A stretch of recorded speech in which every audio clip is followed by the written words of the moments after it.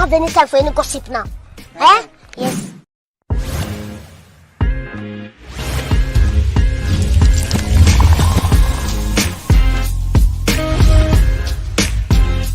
Please, I don't have any time for any gossip now. Eh? Yes. To explain exactly what happened. He was asked the court that the court allow Ms. Willis to be called and interrogated on these matters. And I would too, Your Honor. Just a moment, Ms. Willis. So, Ms. Cross, I don't know if you want to speak with Ms. Willis now. It's sounding like maybe they're withdrawing the objection to the motion, I believe the motion to or does Ms. Willis want to take the lead here? withdraw the motion to quash Ms. Willis based on the rule. I'm ready to go. Okay, so the position of the district attorney at this point is that she's no longer contesting the subpoena. Ms. Merchant has called her as the next witness.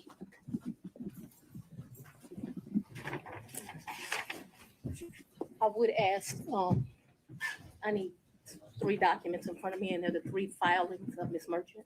3 filings.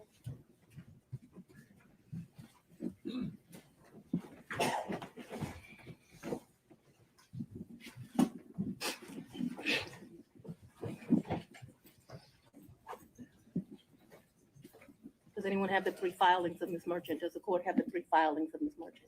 When you say the filings, you mean like the pleadings? The pleadings, yes, Your Honor. Okay, I think we could locate those for you in the supplemental. I want the one filed on January the 8th, the one filed immediately after we filed ours, and the final one. If you want to take a break to get them, I can make a copy. I think we have one. All right, we are back on the record. Deputy Scott, if you could swear in our next witness. I would, and I do apologize. Anna, do me a favor. Put them on my knees, I'm gonna need glasses. After you swear, don't put them on my knees. You can swear, you can go ahead and swear, because I don't know what the court.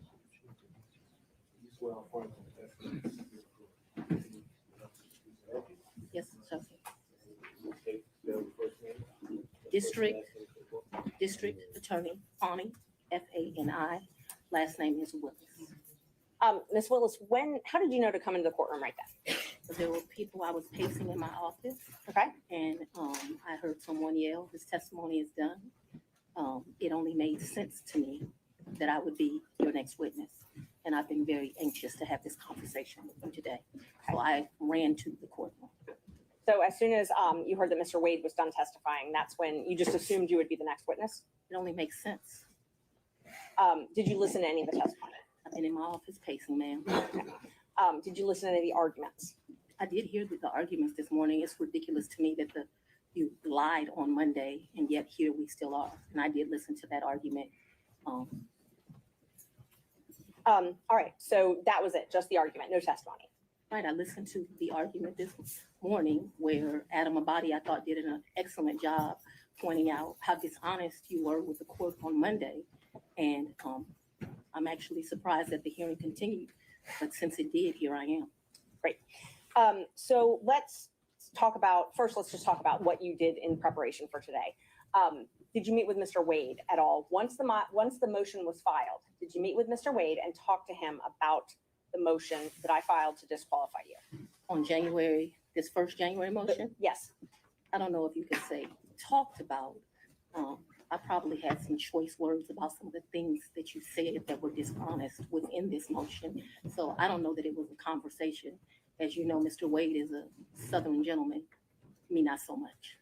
Okay, but my question was, did you have a conversation with I didn't him? have a substantive conversation. You did not? I read this motion, skimmed it more up so, and I've probably said some choice things to him about some of the lies they were told. Okay. And then printed in the media because, we used to be in a day and time where you had 60 Minutes and people did stories and they verified information and you had this great reporting. But it seems today that a lawyer writes a lie and then it's printed for all of the world to see. Well, I just want to make sure that you answer the question I asked, though. So my question was, Overruled, Mr. Abadi. I told you what happened. I read the motion. I am sure I told him what my opinion of it is. Okay. And past that, we had no substantive conversation. You did not. Is there Um, something you didn't understand? No, I just wanted to make sure that Okay. you did not have a meeting with him in the conference room to discuss the All motion. right, next question, No. Ms. Merchant. So in the conference room of my office, within this week, you produced some financial document. That financial document was given to me, something, and I'm not even sure who was giving it to him by me or Mr. Abadi gave it to me. And I think he showed me a document in our conference room. But as far as a substantive conversation, I don't believe I've had any conversation with him that is substantive related to this. Okay. I have had conversations with him since you filed the motion, but they wouldn't be substantive to this. He's sent me very nice sermons that have been done. And so we've had conversations about, did you listen to that sermon? You know, things of that nature. And I would say they were in relationship to this because I think he did it to be kind. Let's start back in 2019. Yeah. So you and Mr. Wade met in October 2019 at a conference? That is correct. And I think in one of your motions, you tried to implicate I slept with him at that conference, which I find to be extremely offensive. I stayed at that conference. Mr. Wade was my teacher. I did not meet him when he taught the class. I was standing outside talking to Lisa Reeves, who is a judge. Me and her were just having a conversation. Mr. Wade walks up. I think they hug each other. They have some brief conversation. She introduces us. Your Honor, I'm going to object. We kind of thought that when you asked the question, you can answer the question, not a speech, so I object to the speech. I I agree, believe I'm Judge. able to explain my answers. I believe she's able to explain her answer. And that's, Ms. Merchant, that's okay. I can handle it. Ms. Willis, I'll ask you just listen to the answer, or excuse me, the question, and keep the answers confined to the question as best you can. I think you'll have more than enough ample opportunity on when the state is Well, able it's to ask highly offensive when follow-ups. someone lies on you, and it's highly offensive when they try Judge. to implicate that you slept with somebody the first day you met with them, and I take exception to it. All right, well, Ms. Willis, you'll have the opportunity to explain all of that when it's the state's turn to ask more open-ended questions. Yeah. Ms. Merchant. thank you, Judge. So again, my question was, you all met at that conference though, right? We did the Okay. meeting. As I stated, he taught the class. I did not actually meet him when he taught the class. I walked out of the class, and I'm not sure if it was that exact class or we had went to lunch, but we were standing in the vestibule, like outside of the class. Me and Judge Reeves were having a conversation. She had worked at a law firm I worked at back in 1996. We're getting way afar. I mean, I don't mind her explaining her answers, but I literally just asked if they met at that She's conference. explaining how she met Mr. Wade, which was exactly the question asked by Ms. Merchant. It was, These answers are more than appropriate. Ms. Merchant, if you want more concise answers, perhaps you could lead the witness. I will. Thank you, Judge. Isn't it true that you met Mr. Wade October 2019 at a judge's We conference? haven't gotten to the point where Ms. Willis should be treated hostile in this situation. I think we And have. I'm very much want to be here, so I'm not a hostile witness. I very much want to be Not here. so much that you're hostile, Ms. Willis, it'd be an adverse witness. Your interests are opposed to Ms. Merchant's. Thank you. Merchant's interests are contrary to democracy, Your Honor, not to mine. All right, let's Judge, I proceed. would just ask that We we, can keep things moving. Ms. Thank Merchant, you. next question, Yeah. please. okay, so we've confirmed when you met. After that, isn't it true? No, I need to explain this, and I think I get to explain my answers. When I met him, Judge Reeves introduced us. He handed me his business card. I'm unsure if I handed him my business card, but we exchanged information. He said, if you ever need any help, give me a call. And he walked to the parking lot. So after that, you started dating shortly thereafter, correct? That's a lie. That's one of your lies. Do you know Robin Yurdy? I know her as Robin Bryant. I knew her. So Robin did not go to my college. She went to the college of, I went to Howard University. She went to Morgan State. I met her through some people I knew. In college, we hung out a bit, not much because she was in Baltimore and I was in Washington, D.C. But we hung out a bit.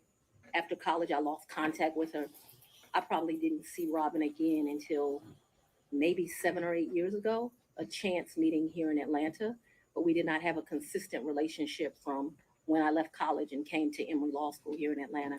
But 8 to 10 years ago, just by happenstance, I ran into her. So she So was in Atlanta. you have been friends with Robin for 30-something years. Did you hear my answer, madam? Yes, and I'm asking if you've been friends with her for 30-something years. I've known her for 30-something years. We certainly hung out and partied together in college. She was from the DC area. She would come home, we'd party together. Wasn't close, but she was certainly in the girlfriends that partied together. And then, like I said, I ran into her about 10 years ago in Atlanta, Georgia. But we didn't talk throughout that time period. I didn't see her. I didn't even know where she was. When I ran into her, I was surprised she was in Atlanta. And so, yes, I have known her probably since 1990, 1991, but we have not maintained a consistent relationship that whole time. For the last 10 years or 5, whatever you'd like to classify it as, have you been friends with her? I have not spoken to Robin in over a year. I certainly do not consider her a friend now. I think that she, you know, there's a saying, no good deed goes unpunished. And I think that she betrayed our friendship. So let's narrow it down, the timeline now. So my questions are going to be from the time period of 2019 until she no longer was employed for you, the last time you all talked. So all of my next questions are just focused on that time frame, okay? Yes, ma'am. Up until she left your office. Yes, ma'am. During 2019, you all were friends, correct? Yes, we knew each other in 2019. During 2020, you all were friends, correct? We were friends during that time period. During 2021, you all were friends, correct? Yes. And such good friends that when you needed a place to stay, you asked her if you could take over her lease. That's a lie. You did That's not not move the- into her apartment? I or her did, but condo? that's not the way you characterize it is wrong. I asked if you could take over her lease. I did you- not ask if I could take over her lease. Did you move into her apartment? I moved into her condo in April of 21. The circumstances around that were that Robin met her husband. They wanted to move into another and separate place. She wanted to get rid of her condo. My father was living with me at the house. Because of this case and because of my stance on gangs, my life was being threatened regularly. My father urged me to leave our home. At the same time, as luck would have it, Robin wanted to give up her lease because she wanted to move in with this new man she met, who eventually became her husband. And so, as life circumstances worked, my dad was begging me to leave the house. He was afraid for me, afraid for his grandchildren. She wanted someone to take over her lease so that she didn't, have to pay a fee or get abandoned. And so I don't remember when, but probably March or April of 21, I moved in and take over her lease. And did you pay her or did you pay the leasing agent? No, I don't even know who the leasing agent was. I paid her. You paid her. Did you pay her cash or did you use a card? There were some times that I would give her cash, but mostly I paid her via Cash App. That would be the most convenient thing. So I would not only give her rent, but then like when the utilities would come in, whatever the utility was, she might be like, I need $70, I need $100, whatever it was. And we never had a problem with money. Whatever she told me it was, I never asked to see a bill. I never questioned her. I just gave it to her. What percentage would you say you paid cash versus Cash App? Oh, the vast majority was Cash App. I don't know what percentage. I'm not going to guess that. But the vast majority was Cash App. But there would be times she would say, this bill came in at $70. Here goes $70. Did you have a monthly rent amount that you paid her? I can't remember. It was $1,500. I can't remember what it was. And it would vary, which I don't understand to this day. But like I said, I never questioned her. When did you move out? She said it was, that's what I paid. When did you I move out? abruptly moved out in February, either late January or early February of 22. Of 22. Yes, February ma'am. 2022, is that what you said? January, February of January. 22. I believe it is January, but I paid her half. Angel Soft toilet paper is strong and soft every time. Half the rent of February of 22 is what I remember. And because I was offering to pay the whole rent, even though I didn't live there, I didn't think it was right. And I ended up just paying her half the rent. So that's after you moved out. You said Yes, you ma'am. paid her half of that. Okay. And the time that you said you had to move out of your house because you were scared, did your dad stay there at your house? My father was concerned. Yes, we were both concerned. Okay. But he remained there. My father's 80 years old. He would have been 79. He was scared to death of COVID. You have to go back to when this was. My father's an older man. I wanted him to move out. We had some discussions about, him moving out. And what he decided was the risk of COVID was more dangerous than the risk of the people that were threatening. Typical man, more worried about his daughter and his grandchildren than his own safety. You'll get to meet him and you'll understand he doesn't scare too easily. So your grandkids or his grandkids were living at the house as well at that time? Well, I don't know how old your children are, but when you have adult children, they leave and they come back. They leave and they come back. So there have been periods of time that they're there, they come, they do whatever they want to do. Children do what children do. As long as their mother has a house, they'll come to it. Unfortunately, now the threats because of this case have gotten so extreme. I just pay a mortgage and no one lives there. And that's what I was going to ask you. So when you moved out in, I think you said April 2021, you left your dad and your two kids at the house? My dad and my two kids were not at the house. They were not. Okay, so they didn't still live at your house? My youngest daughter certainly did not live there. Okay. My oldest daughter would come back and forth. I can't say month for month when she was there or when she was not there. I know that she has been there post me moving out. At this time, no one is at my house. So at some point after you moved out for the safety reasons, at least one of your children did come Ms. back. Merchant, to the can we house. get to either the Yeah. relationship or the Sure. financial benefit? Yes. So let's see, we were back at 2021. So you were still friends with Miss Yeardy then. Were you also friends with Mr. Bradley? I've never been friends with Mr. Bradley. You've never been friends with Mr. Bradley? No, I don't consider us to be friends. I don't dislike Mr. Bradley, but I don't consider us to be friends. Is he someone that you would have in your phone and you would message with? I might have text messaged him. Would you text message him and Mr. Wade on the same conversations? I don't recall doing that, but if it happened, it wouldn't surprise me. Okay, so that wouldn't surprise you, the three of you. Okay. How frequently would you think that the three of you would have texted Not in a group very, chat? I wouldn't think very often, but you're asking me to recall. I don't even know what time period you're asking me to recall, but I'm not going to speak to that because I just really don't know the answer to that. So I don't want to speculate as to how often that would happen. But it's not out of my practice to text two people on one text message. So if you told me that happened and showed it to me, it wouldn't surprise me, although I have no recollection of it. But there would be some record of it in your phone, or the phone records would have some record of those texts. Perhaps. Talk about, you said that sometimes you paid Miss Yeardy cash. I don't When think you I- went, I'm sorry. sorry, when you went on vacation with Mr. Wade, let's just go one by one. Let's start with the first one. What's the first time you went on vacation with Mr. Wade? I think the first time we went on vacation was around April of 22. And it's a vacation is a stretch, but I'm trying to be comprehensive. I recall April of 22. His birthday is March the 18th. So that would have been his 49th birthday.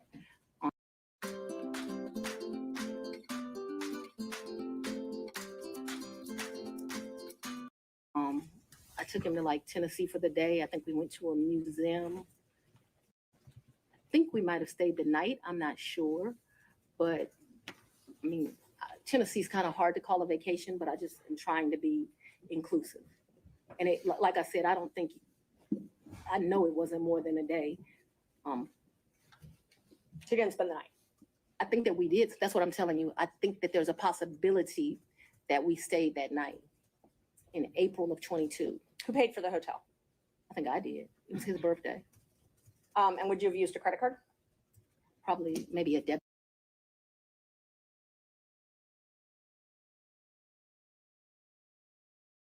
And when did you start dating? When I started dating Mr. Wade, it was right around then. April 2020?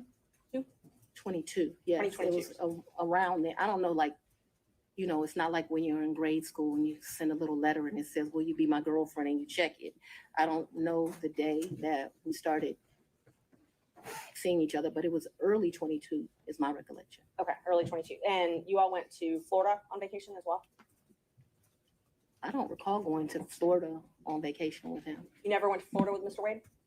when we went to get on the cruise ship, we went to Miami. Okay, that's the only Um, time that you went to Florida with him? I think we went to Miami and spent the night. That's my recollection. Okay. I think we spent one night so that we wouldn't miss the ship. That's my recollection of our Who paid for that hotel? in Miami. I don't remember that. And how'd you get to Miami?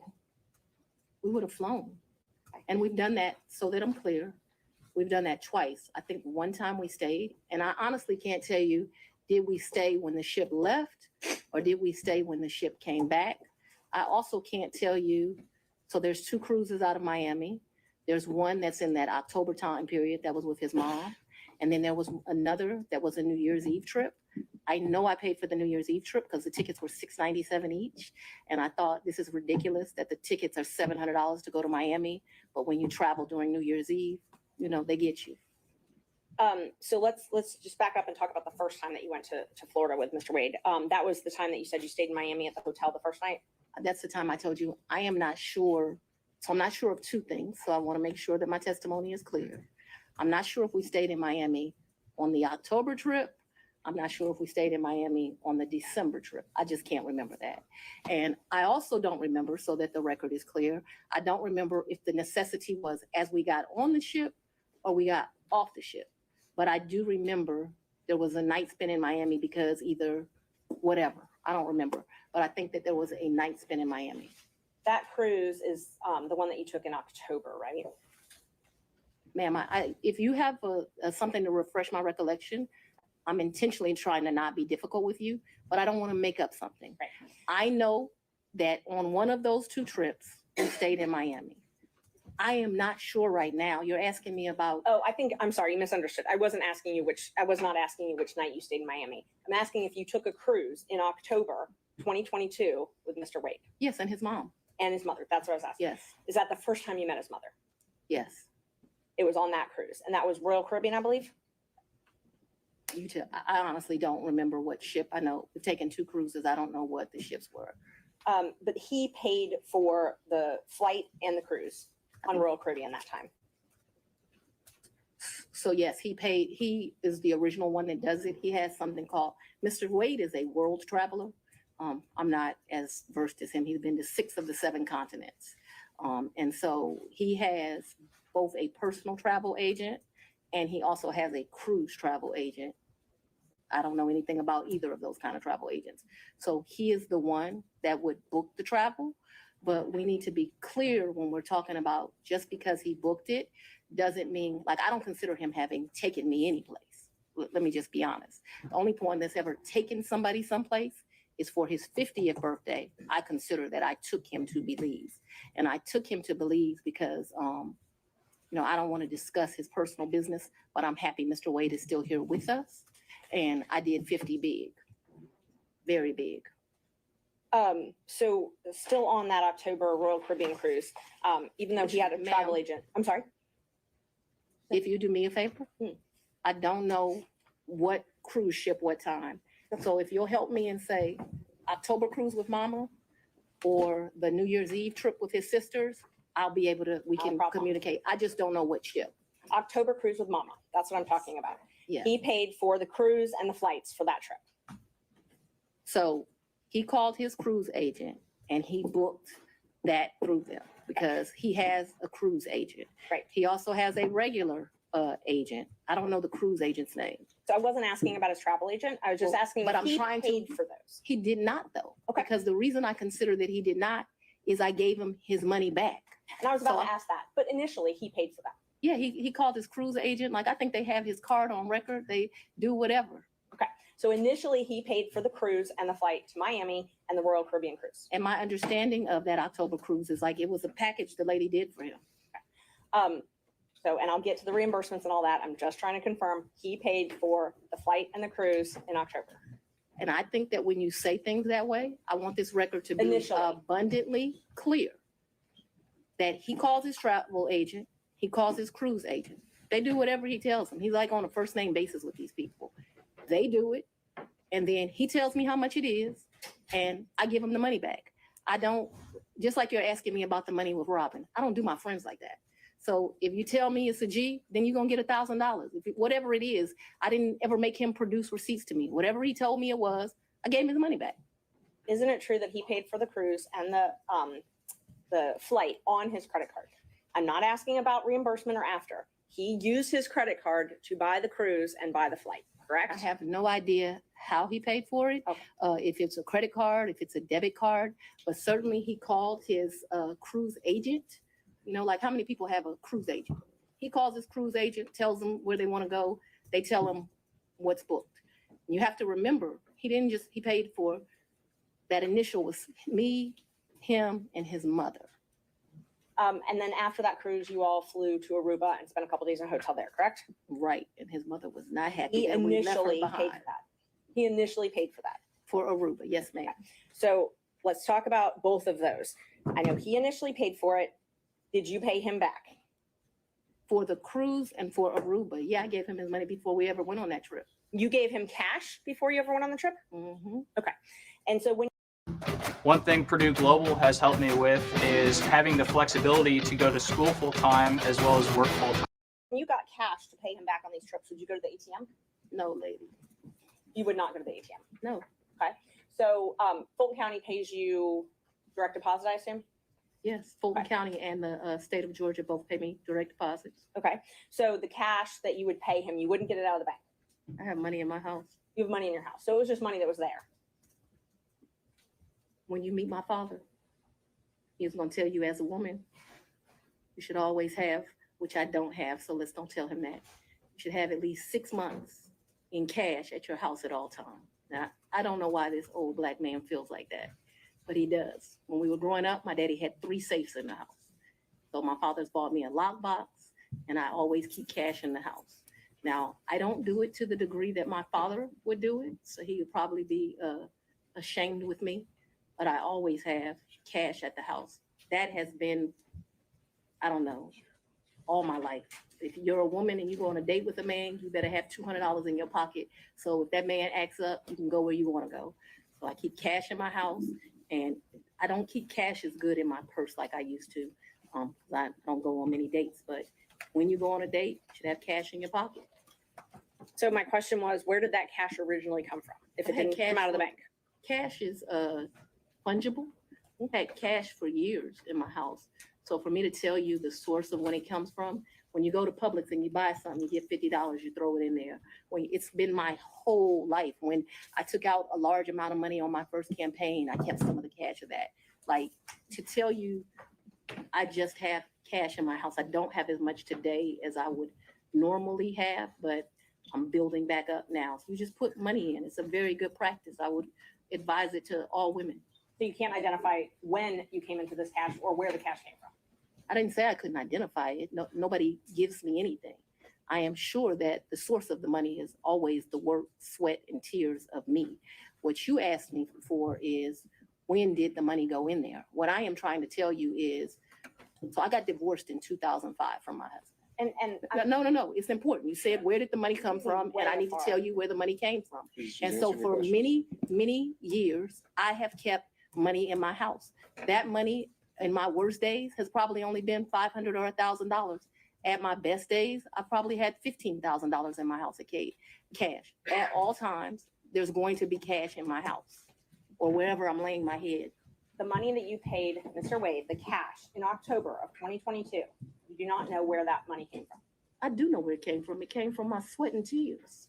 You know which job it came from. Did it come from Fulton County or did it come from a private It job? came from, what are you talking about? So it could have come from a private job because before I was DA, I was in private practice. So I earned money during that time period. It's probably in there. You don't It know could where- have, what do you mean? I don't know where it came from. I I absolutely, understand the situation. We can move on. Okay, thanks. Same with Aruba. You don't know where that cash came from either, right? ma'am, you are mischaracterizing my testimony greatly. I'm not going to allow you to mischaracterize my testimony. I know that I keep money in my house. The amounts of money I gave Mr. Wade, it was never that serious. I don't think I've ever handed him more than $2,500 in a reimbursement. So we're not talking about $20,000 in cash. I don't have $20,000 in cash right now. The most I ever gave him, I know I gave him $2,500 when we went to Belize because we went to one hotel, and then we went to a second hotel. That $2,500 I actually gave him while we were still in Belize. I know that the Aruba trip, the one that you described with his mom, I think I gave him about $2,000 for that trip for like total. His mom went to Aruba with you? The Aruba trip. So I consider that to be one trip. So we got off of a cruise ship and then we went to Aruba, which is why I cannot remember is that the time that we had to stay in Miami to wait for the flight for Aruba. So I consider that one trip, but we didn't like come back to Atlanta and leave. We flew down to Miami. We got on a cruise ship. We spent a couple of days with his mama. We came back to Miami. When we came back to Miami, either that day or the next day, we flew to Aruba. We spent a few days in Aruba and we came back. That was really one trip. Even though we went 2 places, it was one trip. So let's talk about the California trip. Napa. Is that when you were moving your daughter out to California? When you all went, or did you have 2 trips to California? My daughter doesn't live in California. Did she ever live in California? I'm not discussing to you the location of my child. So how many times did you go with Mr. Wade to California? Once. And you all stayed in Napa Valley and he paid for the plane tickets and the hotel? He paid for the plane tickets and the hotel. And what did you pay for on that trip? I gave him much less cash that time, probably $400 or $500, and then I paid for a bunch of stuff. I think we did 2 different wine tours that you do, which are pretty expensive. I think I bought him. He likes wine. I don't really like wine, to be honest with you. I like Grey Goose. I bought him a bottle of wine while we were there, and the sippings that you do. I can't remember how many, like 4 or 5 different places you go. I remember we went to this place that they do pairings. That was the most expensive thing that I think that we did while we were there. So they would pair champagne, chocolate, and caviar. It was a 3, and it was like 3 different things: Sweden, Russia, someplace else. I'll make that up. But that was the most expensive thing we did that trip, and I paid for that. You pay cash? For us doing that? Mm-hmm. Yeah, that trip did not cost me a lot of money.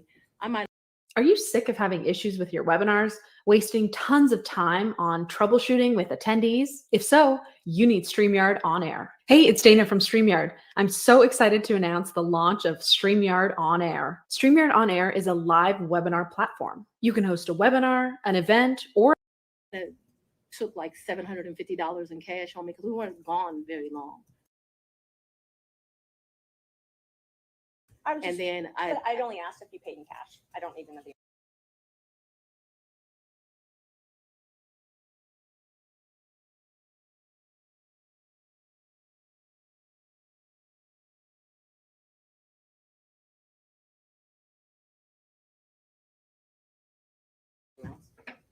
when I travel, I always take cash. And is the cash that you keep in your house, or do you keep it at the condo that you were living in? So at that point, it wouldn't be at my house, and I'm sorry if I was not clear. The money would be wherever I laid my head. So I wouldn't leave the money at the house. So if I was unclear, no, money's gonna be where I stay. How much did you pay for your trip to Panama? To where? Panama, I believe. I didn't go to I Panama. may have the location wrong. I never went to Panama. So Mr. after Wade went to Panama with his frat brother. Oh, he went to Panama with his frat brothers. So tell me about, let's see. So I want to make sure I've got them. I've got Belize. You already covered Belize. You covered the. So let me tell you our real trips. In October, we went on the cruise with his mom. We got back from the cruise with his mom and we went to Aruba. I consider that one trip. Second trip, New Year's Eve, we went on a cruise to the Bahamas. That's the second trip. I want to make sure I get this right. Third trip, 100% on me. I think he might have spent $200 on that entire trip. We went to Belize. That was my trip. That was, his 50th. And then Napa Valley, we went around May. I don't know the dates, but it seems to me like it was close to Mother's Day. And those are the only trips? So that the record is complete.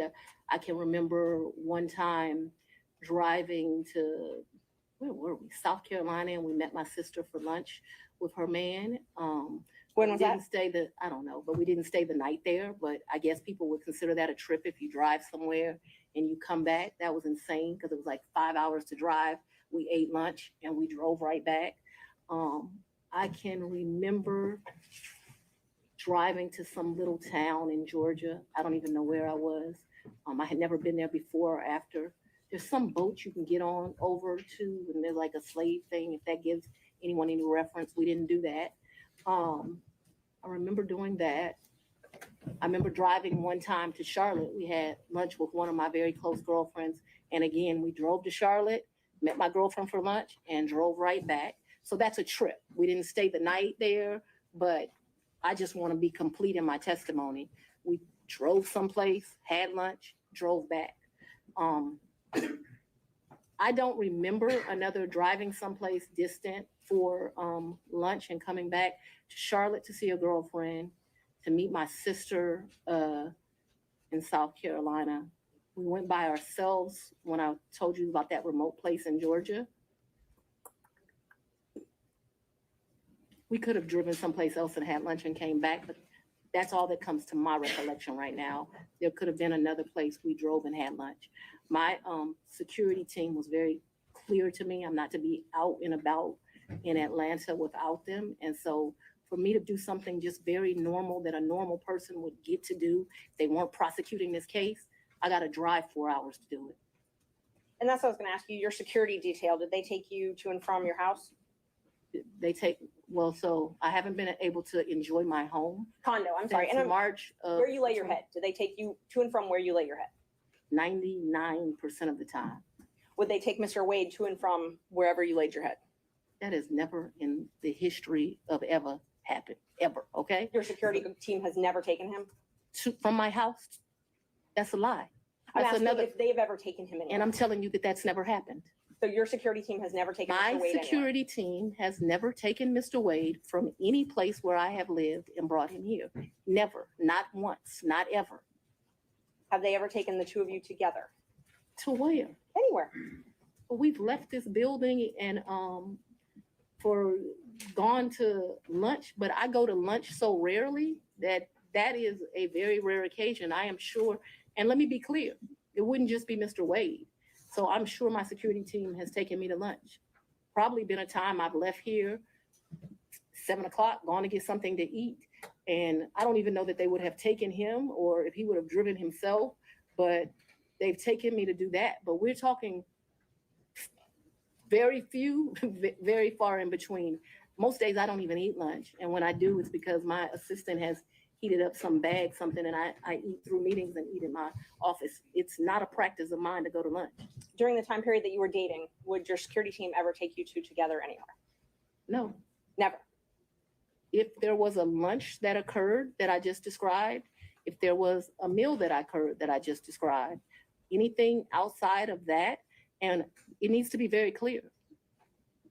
Not often, once, twice, because I want to be over inclusive. I'm saying once or twice. I'm not certain that it happened, but I'd rather be over inclusive with you. So your office objected to us getting Delta records for flights that you may have taken with Mr. Wade. And well, no, look, I object to you getting records. You've been intrusive into people's personal lives. You're confused. You think I'm on trial. These people are on trial for trying to steal an election in 2020. I'm not on trial, no matter how hard you try to put me on trial. So my question was, do you have any I problem? object to getting any personal records of mine. We're not dealing with privilege through a witness. And I'm not, no, I'm not dealing with privilege. What we had offered to put them in camera for the court to review. And I just want to know if she has any That's not problem. something you deal with a witness. Free Tax USA. Free? Let's break that down. Free federal returns for everyone. Okay, you have to file as part of your job something called an income and financial disclosure report, correct? That's correct. And you filed your first one. So you filed 2 to date, is that right? Is it 2 or 3? I probably would have filed 21, 22, and maybe I haven't filed 23 yet, because isn't it due like June of the next year? April, I believe. So you filed, let's see, you filed your first one, it looks like April 15th, 2022, and your second one, April 17th, 2023. Does that sound familiar? That I don't remember the dates, but you're an officer of the court. I'm gonna hope you're telling the truth now. May I approach the witness? You may. Thank you. I already gave the state a copy, exhibit 20 and 21. If you take a look at those. They were part of the certified records. Can somebody bring me some? Yeah. Guys are getting a little old.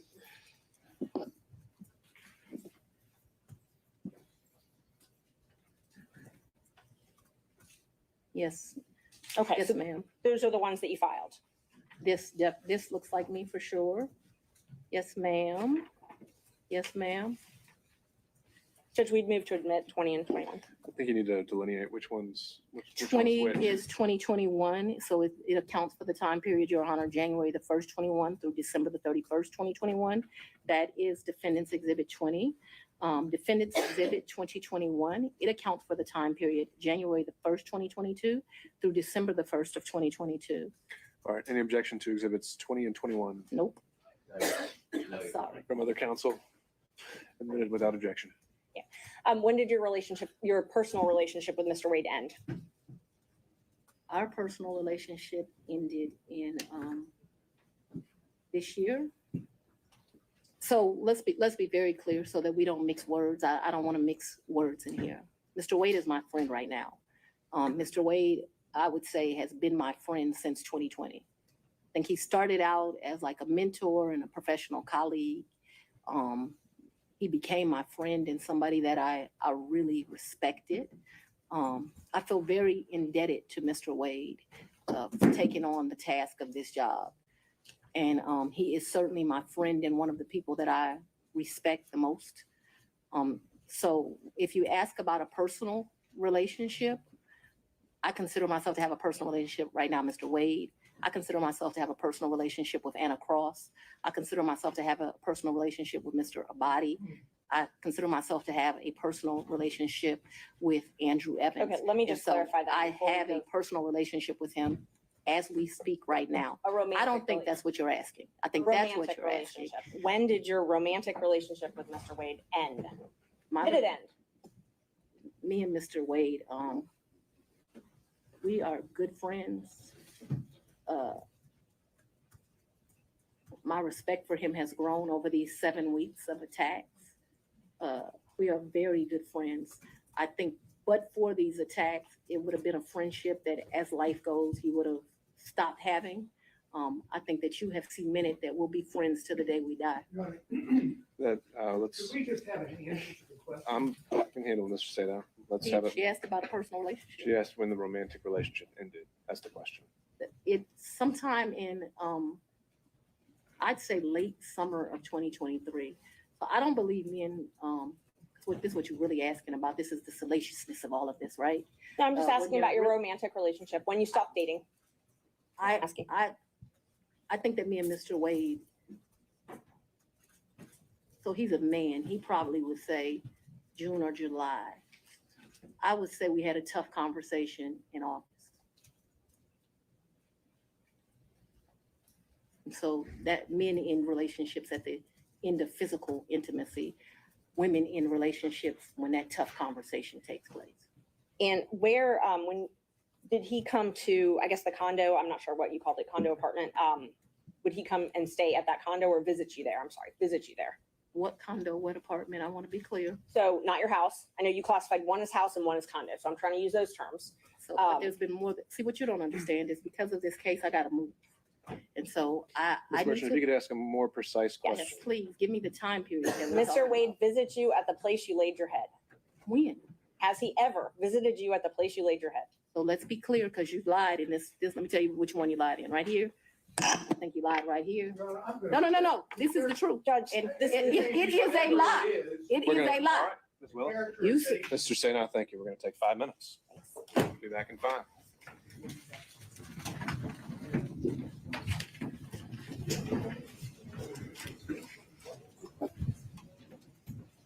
thank you, Judge.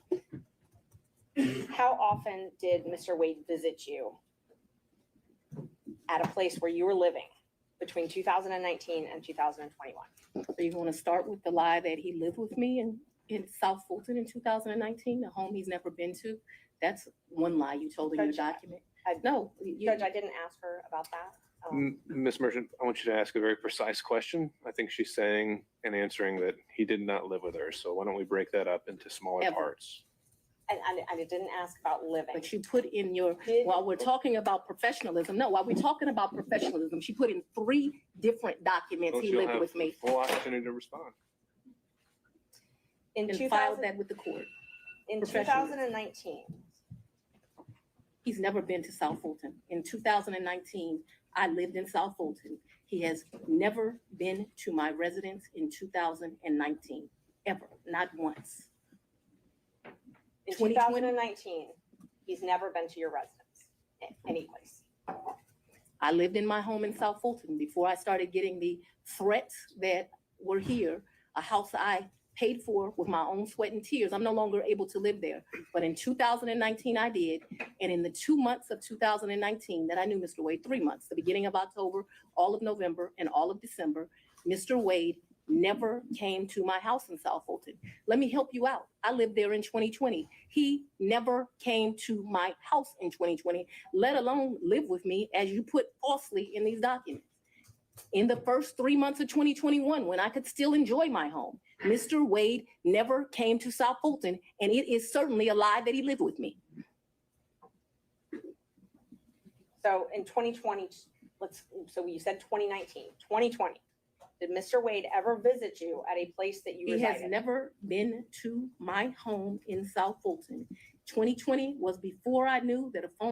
Let me show you how we do stuff around here. Actually, my department uses Monday.com, so I'm good. A work management tool? No, that's not for me. Well, Monday.com is all about phone call was going to be made and I was going to have to abandon my home. As a result thereof, he never visited, lived at, came to, or has seen South Fulton. You qualified that with your home in South Fulton. That's where I lived in 2020. 2020, did he ever visit you at a place that you resided? Okay, I don't understand. You're going to give me guys.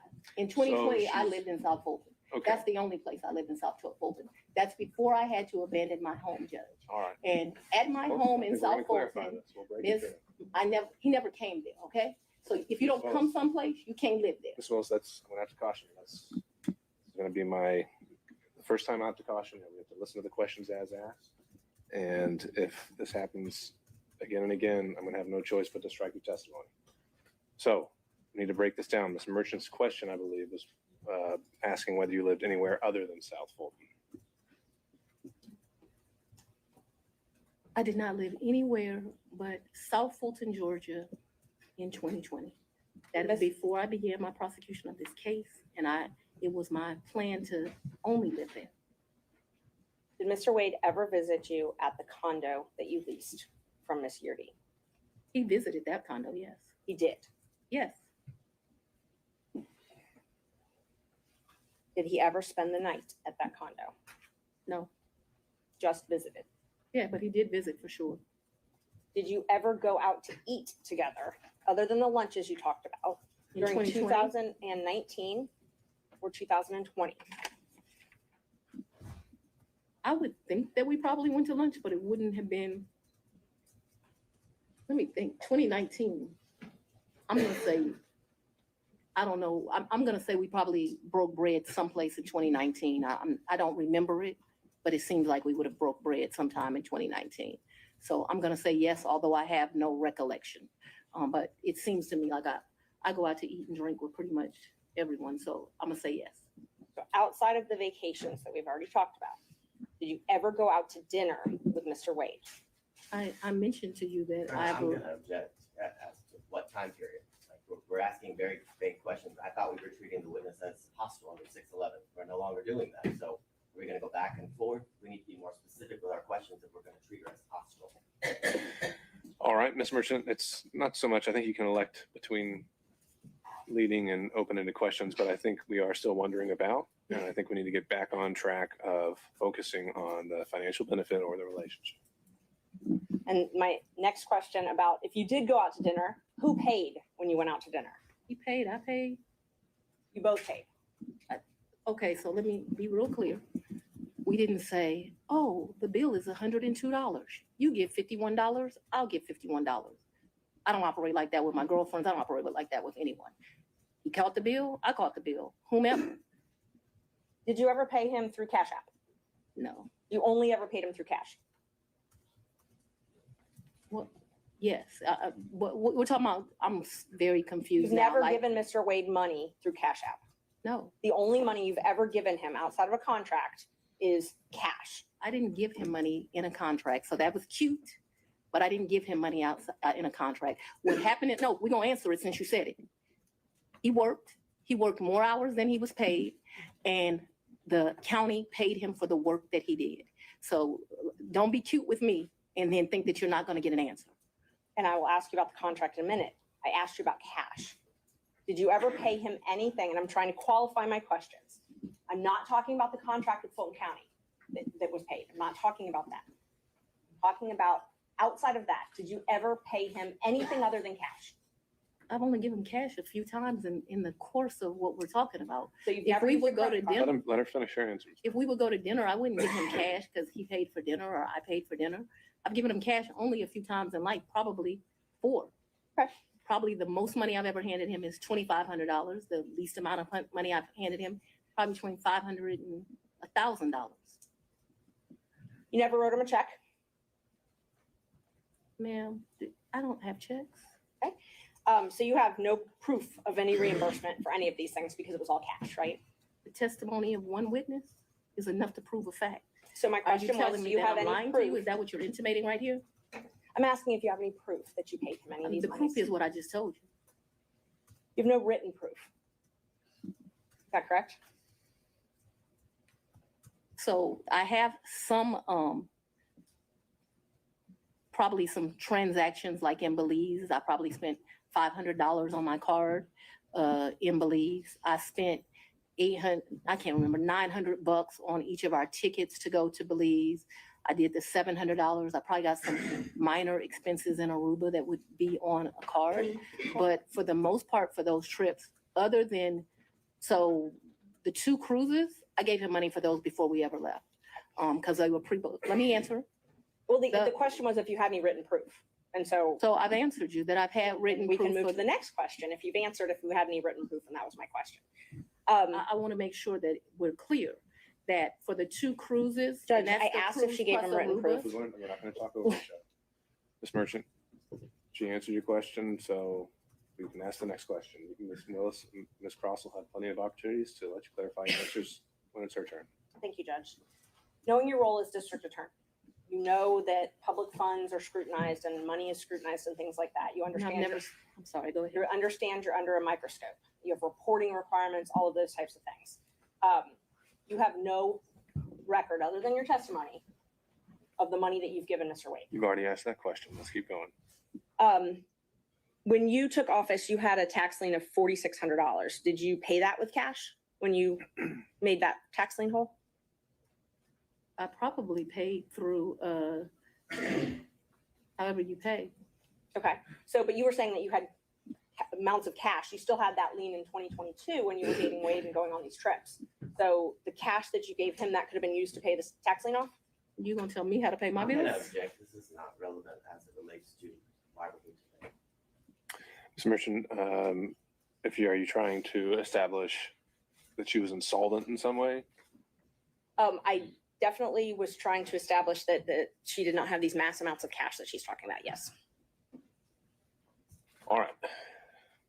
Re-ask the question. You had a tax lien in 2022, $4,600. If you say I did.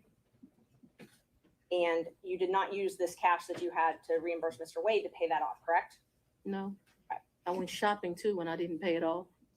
And you talked about, you gave an I started at Purdue Global because it was really easy to try to balance classes, writing papers, being a mom, being a full-time employee. I could still balance my personal life. That's my comeback. You gave a lot of interviews to some authors of a book called Finding Books, right? I would not characterize it as a lot. I probably have spoken to them No, I'm gonna 2 or object. 3 No, times. My question is relevant as to. I think it's already come up that finances are discussed in the book. I'll overrule that.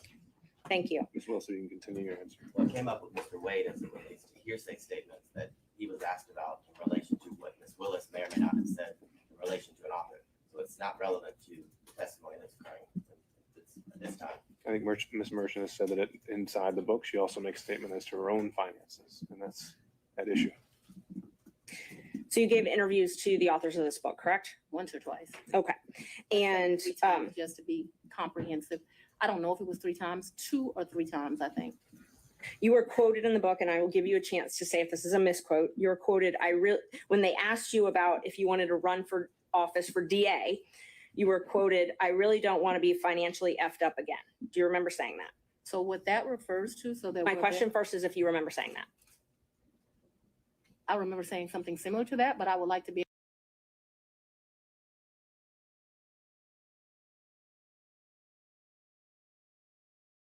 able to explain what that's in fine. reference to.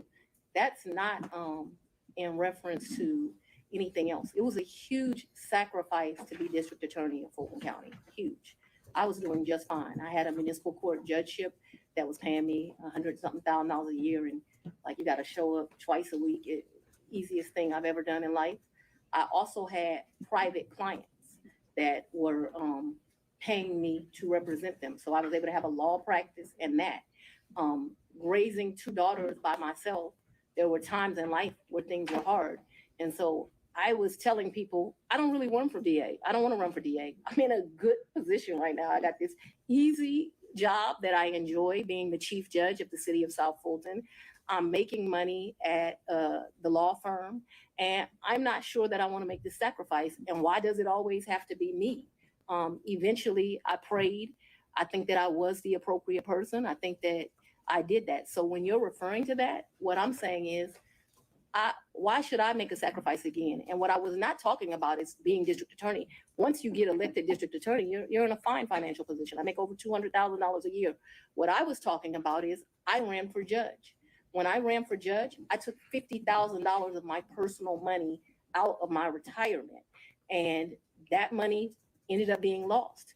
And I know when you bet on yourself, you're going to have to bet money on yourself. And so what I was talking about was not wanting to go through the personal financial expense of running for office. By no means did I think that I was going to be financially in a bad position once I won. Let's talk about what I was up against, because it's important to understand that comment. I had a district attorney who had been here for 24 years.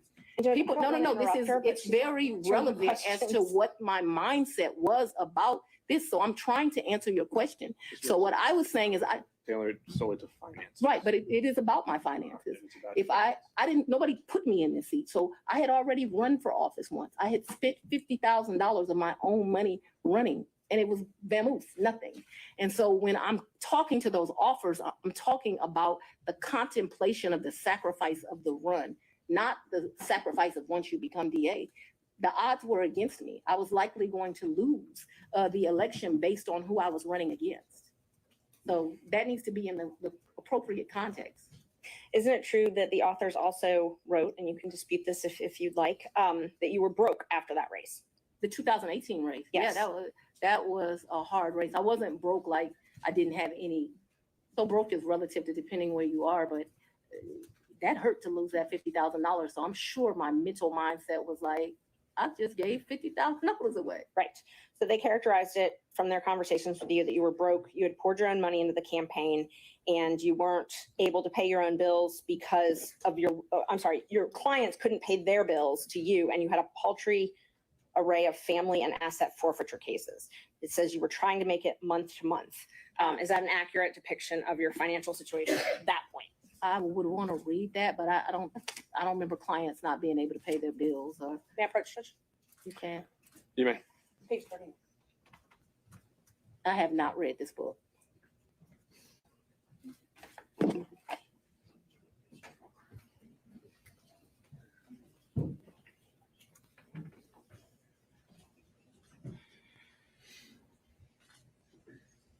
So like this fact here, her ex-husband Fred had run into a financial, I have no information about that.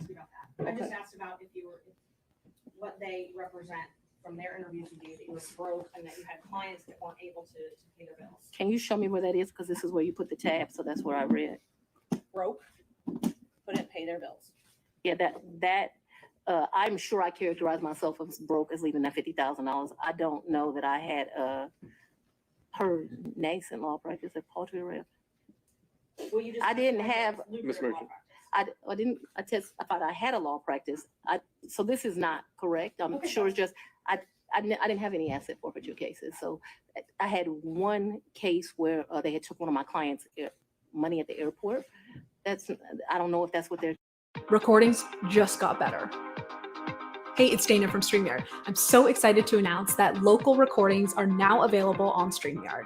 Have you ever done a recording where your guest just had terrible internet issues? They were blurry, they were freezing, you could almost hardly hear them. Well, with local recordings from StreamYard, you'll be able to download a perfect quality video from your guest after the show. This means that I don't know, paltry rate. I did have family law cases. I guess that's what they're talking about. And clients who couldn't pay their bills ain't clients, so no.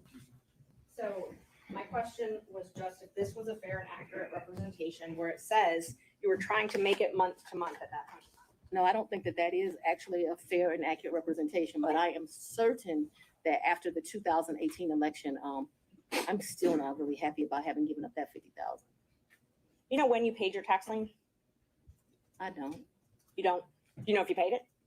I know I've paid some taxes. I don't know. I don't want to speculate.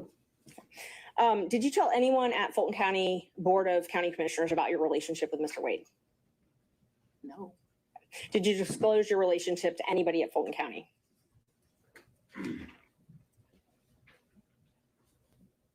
No, I don't think so. And as the chief law enforcement officer of Fulton County, I assume that you're familiar with the county code and ordinances? I've said we're not going to cover that in this hearing, Ms. Merchant. I'm sorry, Judge? I think we said we weren't going to cover the county regulations. Okay, and I won't. Let me ask you this then. So are you aware that you're required to disclose any relationship with someone that you contract with in Fulton County? I'm gonna object to the court's prior ruling that you made this morning. Would this be different because it's a potential for impeachment? Yes. What did you ask me? Ms. Merchant, if you could re-ask the question. Okay. Are you aware that Fulton County requires you to disclose any relationship with someone that you're doing business with? I'm not aware, and I know often that things are confused with state constitutional officers in county, but I'm not aware. Okay, so it's not your, so it's your understanding that you don't have a duty to disclose the She's relationship. answered that question. Let's keep going.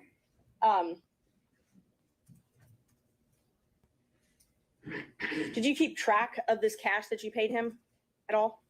What are you talking? I don't understand. Did you keep track? Did you keep a ledger? Did you keep track of it?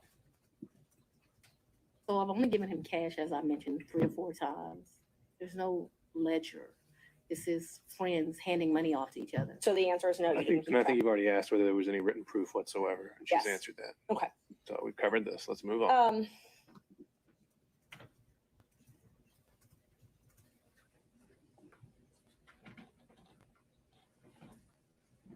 Who are you referring to when you suggested that Mr. Roman's motion to disqualify was racially motivated? We already said we're not talking about the forensic misconduct that's been alleged.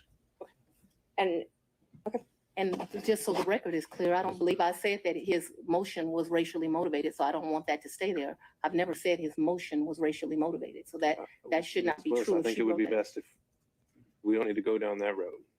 We're going to save that for argument. You once said that you would not engage with a personal relationship with anyone that worked for Fulton County. Is that correct? An employee? If you have an hour this week, you can learn 100 songs on the piano by learning just 4 chords. These. Check it out. And can you feel the love tonight? Same chords. And I find myself in times of trouble. Mother Mary comes to me. Sometimes I feel like I don't. Anyone that worked for Fulton County? I think I said an employee. Okay. So that's the qualification you give an employee? You wouldn't? I think that's a statement that I made, so if you want to quote me accurately. So it's your position because Mr. Wade was not an employee? Or it's your position he wasn't an employee, correct? Mr. Wade is not an employee, and he will tell you that over and over again. Just one moment, Judge.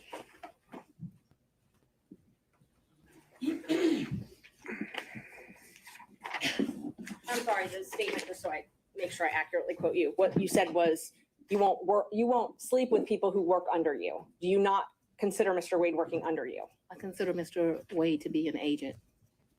agent. All Yeah, right. an appointee is what I really think of him as. Your point, whatever merit it has, Ms. Merchant, is on the record. Next question. All right. Do we need any moments in a minute? Mr. Sadow. Yeah, I'm ready to go, Your Honor. All right.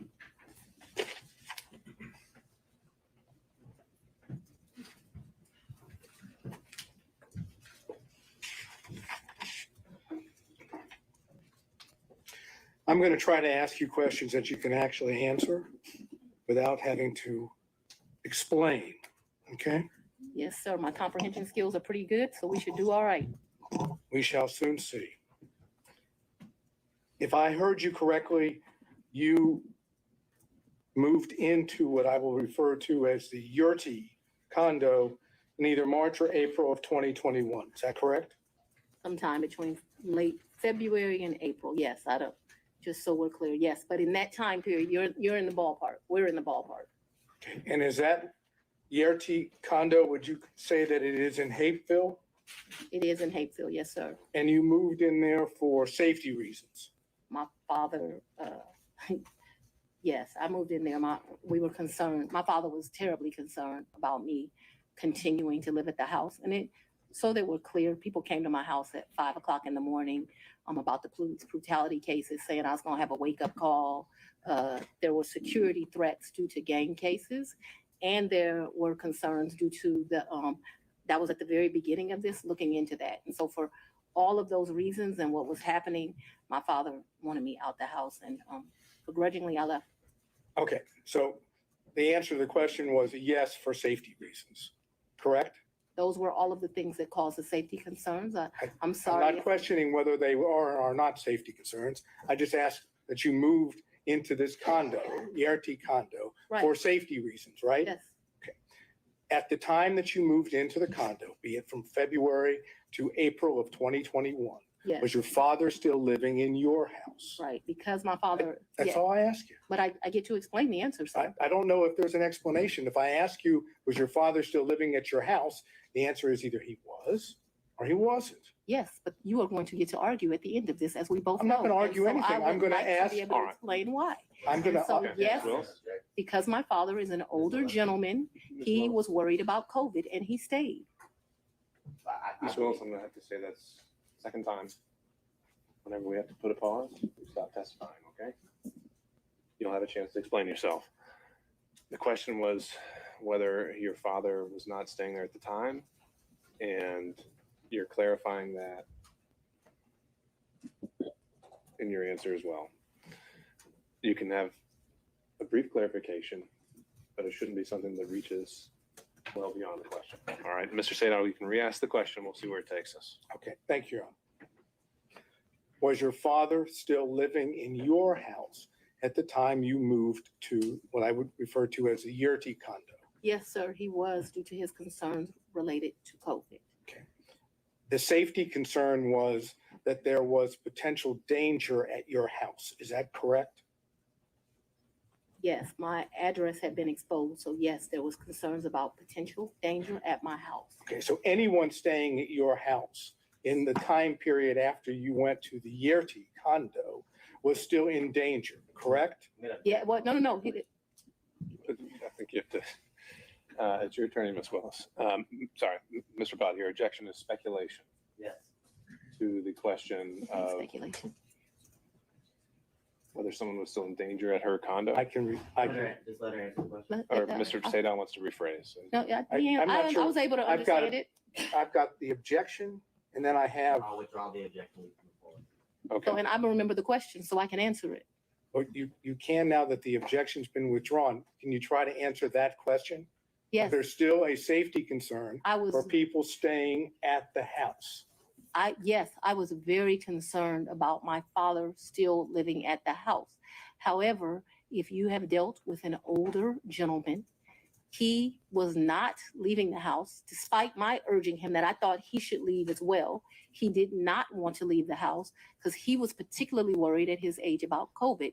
But that became, I don't want to say, I was not happy with that decision of my father's, but I can't ultimately make him leave. And he stayed there too long, in my opinion. Okay, thank you. During that period that you left to go to the Yerty condo, did any of your children stay at your house?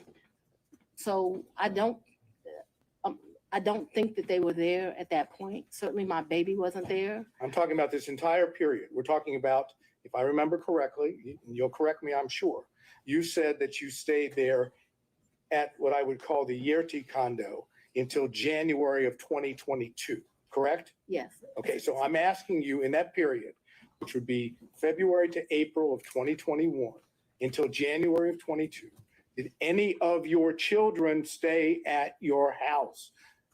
And you don't have to yell at me. I'm able to understand. So I would ask you to not yell at me. That being said, I don't actually expressly remember, but I can tell you since I have left my home, there have been times my oldest daughter came in, but I can't tell you with certainty the time window that you said, if they did or not. And so I don't want to speculate to that, but there was some time that my oldest daughter came back, whether it was that period or after I left the Yerty residence, I'm not sure, okay? Okay, so if I continue to go into more detail on this, you're not going to be able to give me an answer of whether or not I chose Wix for my business because of its massive scope for functionality and freedom of creation. Being able to integrate and change and develop at my own pace. I offer a range of products and services. To manage it all from one place is essential. fact any of your children were still at the house or stayed at your house during that time period, correct? What I can give you clarity of, so that we are clear, is from the time I moved out in February-ish of 2021, after I left there was a time period that my oldest daughter came back. But if you're asking me, was it in that window or after, I just don't have a recollection of that, because, you know, your kids come and they go. And so I don't remember the specific time period, and I apologize for that. Did your children ever stay with you at the Yerty condo? Like maybe a night, like for a girls' night or something, but live with, no. Did anyone else stay with you at the Yerty condo, including Miss Yerty? Never. Miss Yerty never lived in the condo. She met her husband and they moved. They weren't quite married, but they moved.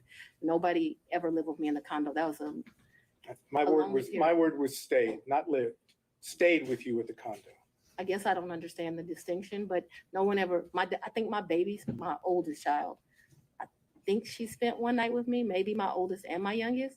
But I think that whole time I was in that place, other than that one night, I don't think anyone ever, it was a very lonely period in my life. I don't think anyone ever spent the night other than maybe one night. I remember a picture of my baby sitting on the couch in that place, and I'm thinking she spent that night. But just a very lonely time in life. Okay, we'll stay with the lonely theme just for a minute. Did Nathan Wade visit you at the Yerty condo from the time you moved in until he was hired on November the 1st of 2021? So I moved out of that condo, but during that time period, I'm sure he came to visit. He came to visit. I can remember us going, I think the restaurant's Lickety Split. I can remember him picking me up, going to Lickety Split and ordering some food and coming and sitting at my table and eating. So I remember times that he visited me at that condo. Yeah. Because you gave us an approximation of how many times Mr. Wade visited you at the condo between the time you moved in and prior to November 1 of 2020. I don't think often, but I don't want to speculate. Can we say more than 5, more than 10? I'm gonna tell you the problem I'm having here. Let's say more than 10, but I'm not sure that that's even accurate. He certainly has come and picked me up, gone to grab some food to eat. I don't remember him being in that condo a lot. Okay, that's I'm sorry. You want a number, and what I don't want to do. Giving me your current and best recollection is all I'm asking for. That's all I can give you, sir. How many times did any of the prosecution team, how many times did Anna Cross come to that condo between the time you moved in and November 1st of 2021? I don't think Anna's ever been to that condo. What about any other prosecutor that's involved in the prosecution of this case? I don't think any of them have. Just Mr. Wade. That's correct, sir. But it was a lonely time. Oh my God, that 2021, I have a lot of guilt about this time period in my life. Let me tell you why. But yes, it was a lonely time. Okay. You don't have to be at a point in your life where you feel like you're hanging on by a thread to go and speak with a therapist. As a licensed therapist, I often hear people think that therapy is reserved solely for those who have really struggled, right? So those who have had mental breakdowns, had traumatic past. I was very appreciative to the citizens for giving me this responsibility and this duty. But what I very, very quickly learned is that this is a very isolating job, and 2021 was a lonely time. I turned 50 in 2021. That's probably one of the worst birthdays I've ever had. I spent it alone. So I have a clear recollection of 2021 being lonely. Okay. Did Mr. Wade ever visit you at the condo, the time period I'm talking about, prior to November of 2021, when Miss Yerty was at the condo? So Miss Yerty and me, we didn't share the condo at the same time. So the answer would be no. But we never stayed there together, so it's an impossibility. It's an impossibility. Yeah. Okay. Now, Miss Yerty, because we need to get clarification on this. Miss Yerty stayed in that place. There may have been a time that me and Mr. Wade visited, like went and saw Miss Yerty, but me and Miss Yerty never lived there together. Just so we're clear. Well, maybe that was clear, but I'm going to have to try again. Okay. Was Miss Yerty still living in the condo when you moved in? Not a day. Okay. So what I'm That was talking, another misrepresentation in this. We never lived together. I never lived with Miss Yerty. my question though, I'm trying to understand Okay. that after you moved in to the condo, Miss Yerty she was out of the condo, right? She got a house.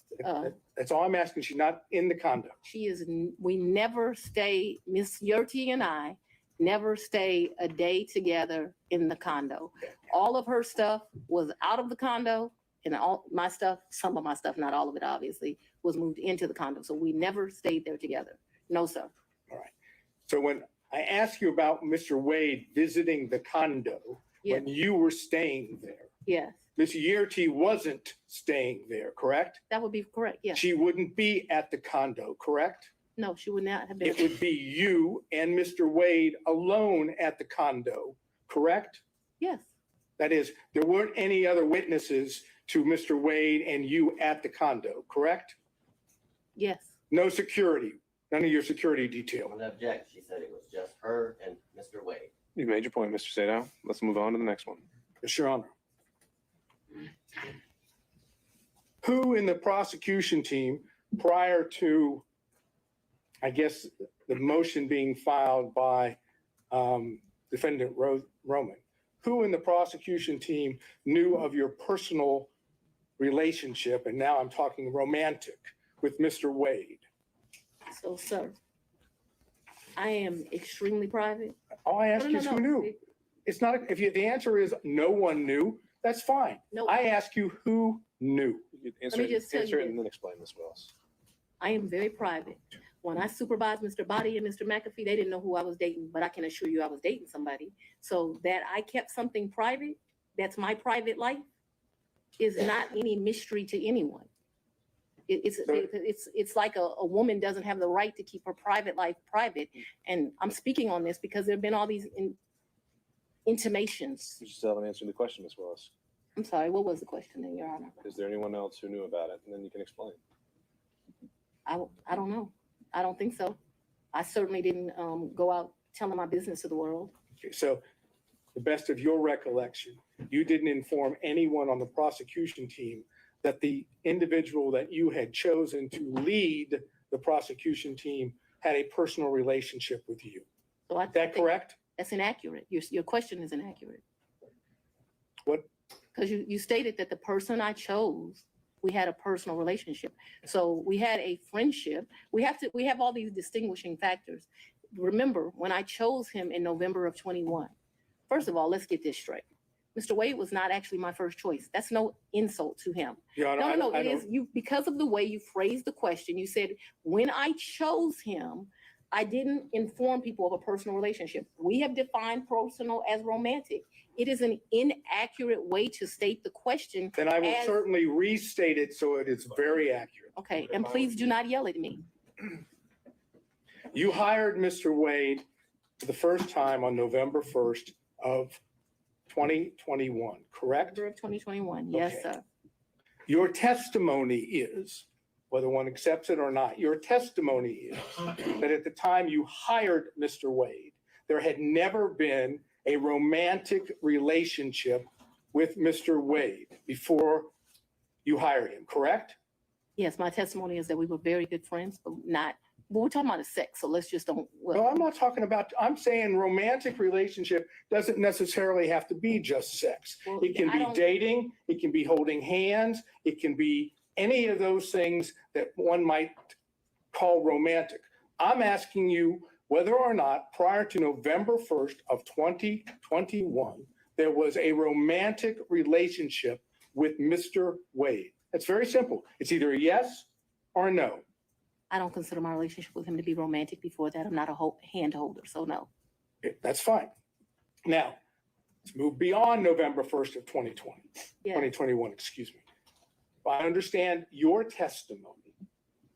There was no romantic relationship with Mr. Wade until early in 2022, whether it be January or February or March, early in 2022, correct?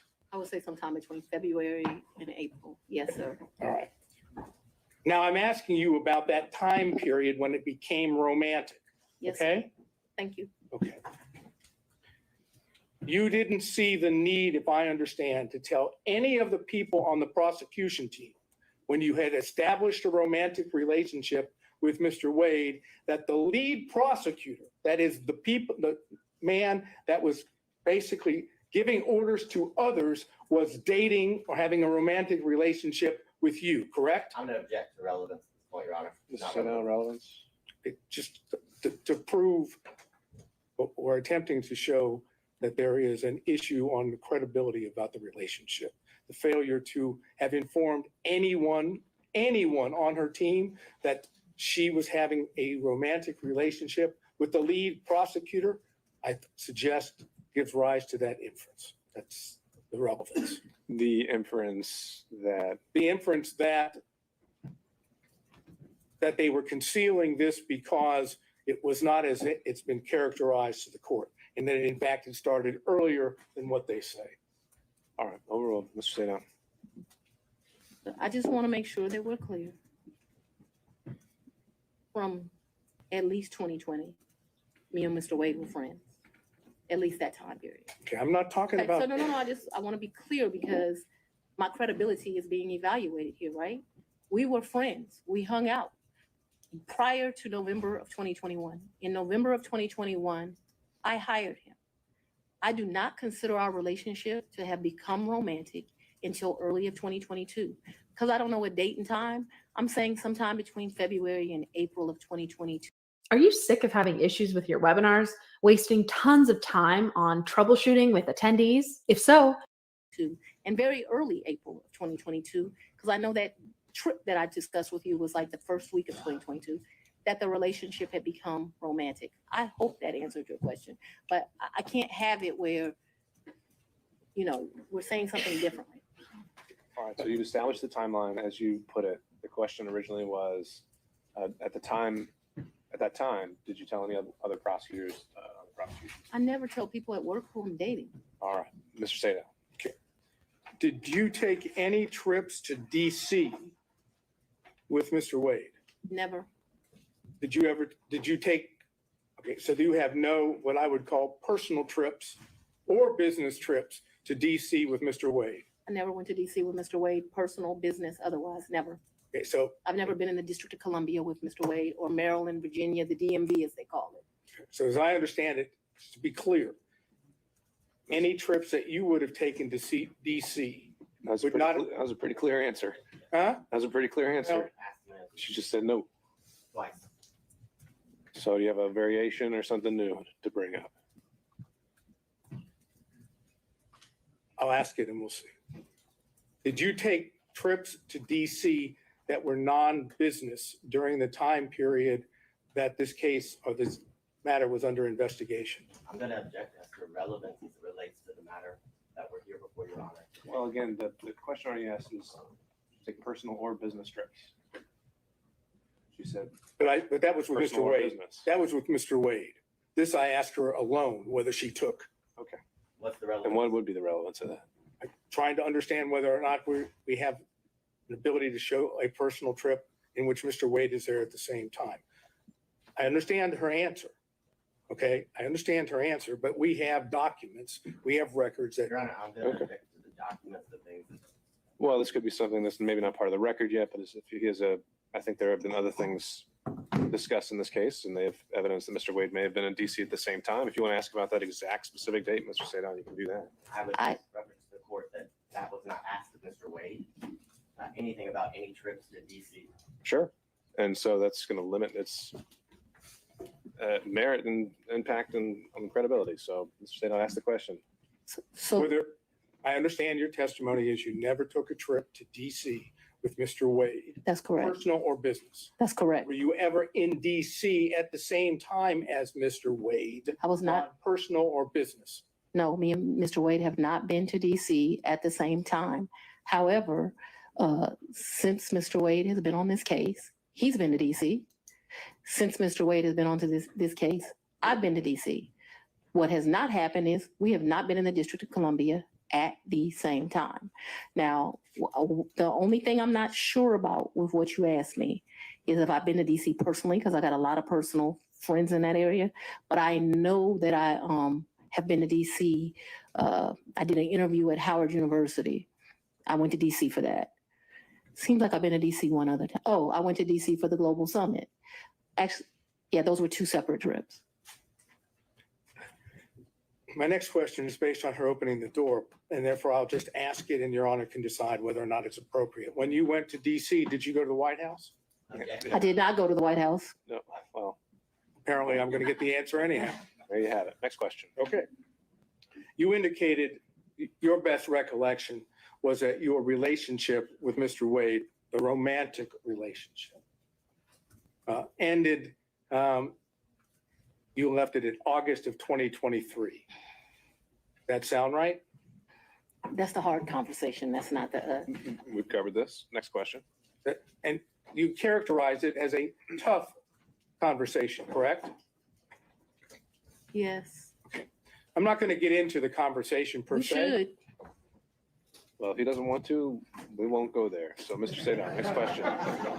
You know, it's kind of hard to say no when you've got that opportunity. But all I'm going to say is, was it pre-indictment in this case? So we know the timeline that the indictment was delivered. Well, but actually, and so that I'll we're give you clear, the physical relationship ended pre-indictment. And is that when you were talking about the tough conversation? But I'm not sure that the tough conversation didn't happen till after, but the physical relationship. So I'm sure if you ask Mr. Wade, because he's a male, he would say we ended June or July because physical contact ended then. Just in my mind, being a woman, it's over when you have that like hard conversation. I just think women and men think differently. And I think the answer, Mr. Sadon, to your question was she's not sure whether it was before or after the indictment. I'm not sure that was her answer, but let's see if I can get specific. That is what I said. That's what I said. I'll let you, next question, Mr. Sadon. If you need to clarify. Want to say one more? The romantic relationship ended before the indictment was returned, yes or no? To a man, yes. Well, to a man, yes. To you, no? She's explained this, Mr. Sadon. She's explained this. And did the forthcoming indictment have anything to do with that? Or was it just a coincidence? Let's go on and have the conversation. I've just asked you whether or not it was a coincidence. Had absolutely nothing to do with this. It's interesting that we're here about this money. Mr. Wade is used to women that, as he told me one time, the only thing a woman can do for him is make him a sandwich. We would have brutal arguments about the fact that I am your equal. I don't need anything from a man. A man is not a plan. A man is a companion.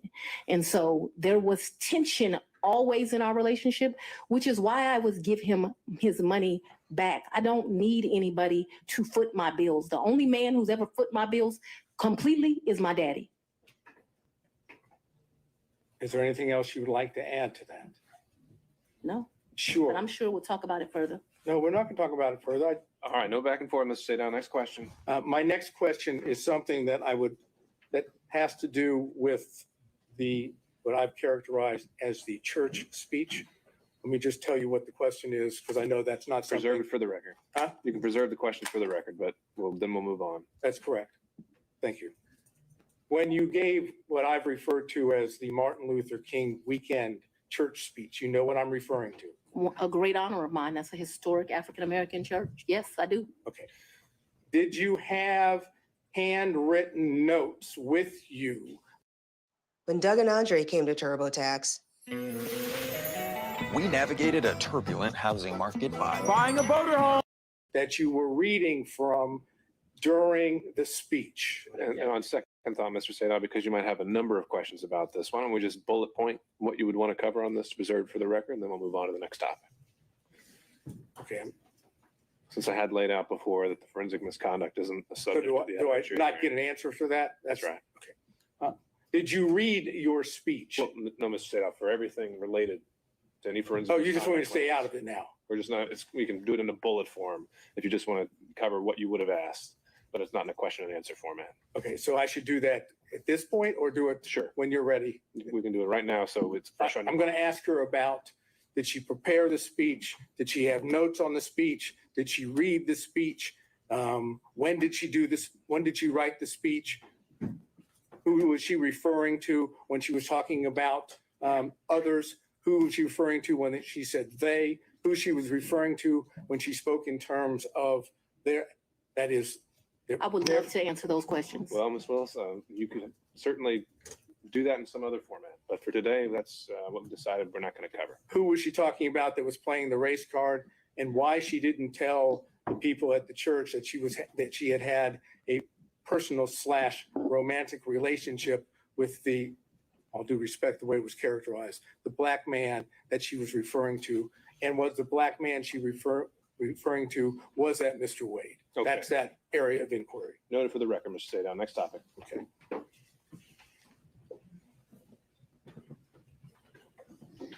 I realize that you've testified that you have no records that with regard to cash payments. Yes. Correct? Mhm. Would your bank records reflect that you withdrew cash from your bank accounts during the time period of 2020, 2021, 2022, or 2023? I'm not asking you, I'm just asking whether they would reflect that you withdrew cash from any of your bank accounts. So the exact amounts? No, just But yeah, that you did. of course, I withdrew money throughout that time period, throughout my life. I withdrawn money from the bank. Yes, of course. Talking about cash from, that is that you go to a Cash, bank right. or you go to an ATM Cash. and you take cash out. Either that way, or you go to Publix and you overpay, or you go to another store and you overpay. So yes, both through that, yes, of course they would reflect that at times. Okay, and so those records, if we had them, would show that, correct? That throughout the course of my life, I took out money. I was very specific. I said Yes, during the course 2020. of that time period, I would have taken money out. Yes, So do you have a problem with? I absolutely. Yes. You don't want the bank records to be made available for the court and the court I'm alone? going to object as to the relevance, and this has already been addressed earlier as it relates to other records. This is an improper line of questioning. He's doing it for the purpose of harassment. Right. I'm just going to sustain it on relevance. Mr. Sadow, if that's something you want to follow up privately, you can do that. Last area briefly. Yes, sir. You had contact with Mr. Wade in the year 2020, correct? Ooh, I had some contact with Mr. Wade. Would you explain when you say some contact? Please tell us, talking about 2020. I had some contact with Mr. Wade in 2020. One of the reasons your allegations are so preposterous, or Ms. Merchants that you have joined, is. Ma'am, I didn't ask you about the allegations. I asked you about your contact. That's all I ask you. Okay? I appreciate that you want to say something, but I'm interested in, did you have contacts with Mr. Wade in 2020? And your answer so far has been yes, correct? Very limited contact because Mr. Wade had a form of cancer that makes your allegations somewhat ridiculous. And I do appreciate the I'm not characterization. going to emasculate a black man, but I'm just telling you. I'm that sorry, what? I'm not going to emasculate a black man. Did you understand that? All right, Well, I don't let's think get we should back on discuss track. further. Mr. Sadow, next question. Trying to, Your Honor. Would you tell us on the occasions in 2020 that you had contact with Mr. Wade? I'm sorry, I thought I had answered that. Yes, sir. There were times in 2020 I had contact, but 2020 was a year I was running for office. It was a year that he was going through some serious medical issues, and I did not have much contact, but I certainly had contact with him in 2020. Did you go out to eat with him? Maybe, probably. Did you visit him in any location, his office, or did he visit you in your office in 2020? I am sure I'm sure, ooh, that's a very good question. I'm sure he came to 750 in 2020. 750 was my office. Okay. Not often, but maybe once or twice. Maybe I went to his office once or twice, but maybe once. And the purpose for going to his office would have been what? Maybe we would have went to Mellow Mushrooms for pizza, or maybe he would have come for lunch. I'm sure we went by each other's office though, but not often, not a lot. We both grinding, trying to make a living. I understand what you've said about the cancer, and I'm not going into that. But when you were going out with him to restaurants, or when he would come to your office, right? Those were not sterile environments, were they? Oh, very sterile, because it The was restaurants were sterile environments? a lot of times we wouldn't eat there. We would pick up something and go in, but they were. I'm listening to you. You pick up and take it to where? Maybe eat at our office, but it did not happen much. That's what I'm trying to explain to you. And my office in 2020, nobody was coming in. I was stir crazy, so I would still go into my office. You remember when I started this, I said, I am not even sure if we came to each other's offices, but I am trying to be over cautious. So I think I can recall him at 750 a couple of times. I just think I can recall him at 750 once, but let's say twice. I have seen his office. I remember all the awards in the lobby, but I'm not sure in 2020 I went. I'm not even sure I went in 2020 at all. I just want to tell you yes, because I'm not sure. But I have a distinct recollection of him at 750. I actually don't have a distinct recollection of me at his office in 2020, but maybe I went to his office in 2020, maybe. Did you have ongoing phone conversations during 2020 with Mr. Wade? Oh yeah, I talked to, yes, absolutely. Yes. Yes, no question about that. No question. I talked to him on the phone in 2020. I understood, and this is. Hi, Mark Barden at Sandy Hook Promise here. When the gunman shot his... Maybe I was confused. The Belize trip was for his 50th birthday. His 50th birthday, and that was in March. He turned 50 March 18th of 2023. If you look at the dates of the trip, I think we were there about 6 days. We stayed at 2 different locations. And you paid for it. 100%. He said, not only, I paid for the hotel, I paid for the flights, I had a birthday luncheon for him, I paid for massages, I paid for everything. And with those payments, be reflected on your I credit paid for the card? cash. You paid them in cash? Cabs. I was telling you all the different things. I paid. And I'm asking you whether or not those payments would be reflected on credit card bills of yours. So there was about $500 that I think is reflected on a debit card. What my recollection is, I took about $4 in cash with me to that. 400 or 4,000? 4,000. But I remember I handed him 2,500, and then the rest was just the money we spent. I probably gave $300 or $400 to this guy who was a taxi driver. He would drive us every day around the 2 or 3 days we went. Took him to eat like it was my trip money. And you had, to be clear, to end this up, 4,000 that you've just told us. But I didn't give it all to him. Remember, I only gave the 2,500 to him.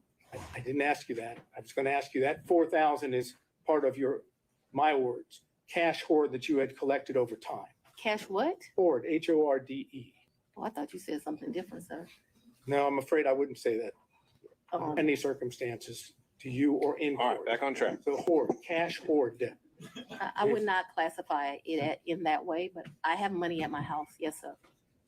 And the money, when you had money at your house, I'm speaking too loosely. I had money wherever I was staying. So I was not referring to my house in 750. I'm saying I had money wherever I was laying my head. Yes, sir. That was my fault that I wasn't clear. so when you were at what we said, the Yerti condo, during the time period we've always discussed, that's where you would keep your cash. When I stayed there, yes. Okay, that's all I have. Thank you. All right, I want to see if we can get through a few more defense counsel if possible before breaking for today. Mr. Stockton.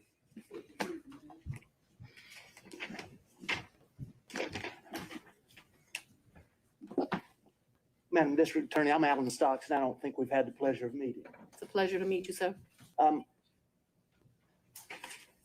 Madam DA, you described these various trips, and Mr. Sadow asked you about going to Washington. Did you and Mr. Wade go to New York? I've gone to New York. I've gone to New York twice since I've been district attorney.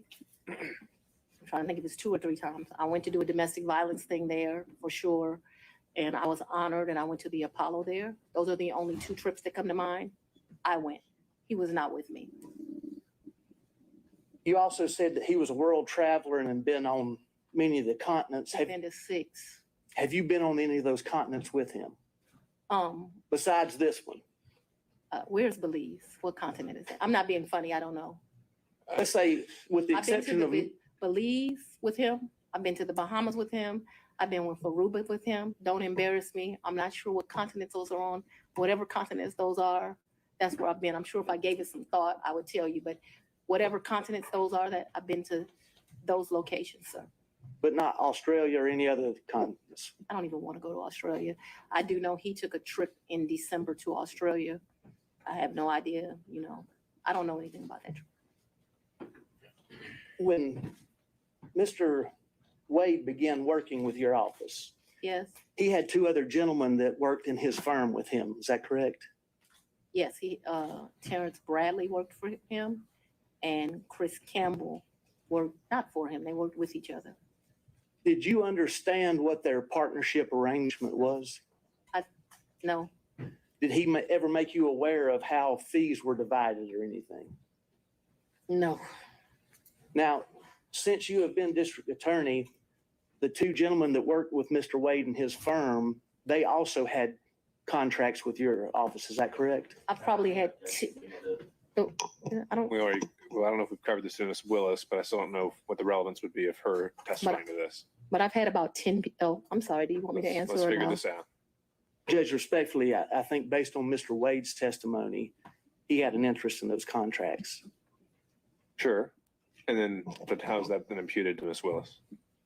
I don't know whether or not she knew she was giving him that benefit. That's what I was trying to explore. Okay. Well, maybe we can start with that question. And then if she doesn't know about it, then the ins and outs of all the contracts wouldn't be quite as relevant. Judge, to lay a foundation for that, though, Let's see where it respectfully, I takes need us. to. Go ahead. The 2 gentlemen that were in Mr. Wade's office, did they have what I think's been referred to as a taint contract? So let me be clear, and I may get the names wrong. When I first became DA, the office was not properly staffed. And so I'm surprised any lawyer would take it, but I did a contract for like $60 an hour to help us out with first appearance. That lasted a few months. Okay. So I can't remember if Bradley or Campbell had that. I'm sure we can have records and I can tell you which one, but I just can't remember now. I liked their experience. Bradley had been a probation officer and a defense attorney. Campbell had been a police officer and a defense attorney. There's a reason I'm telling you this. Then that contract, like I said, it didn't last long. It was just, I was aggressively hiring. As soon as I got where I felt like I had first appearance, enough lawyers for that, I let them go.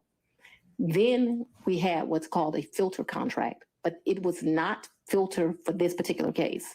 I do have a lawyer who does the filter for this election interference case.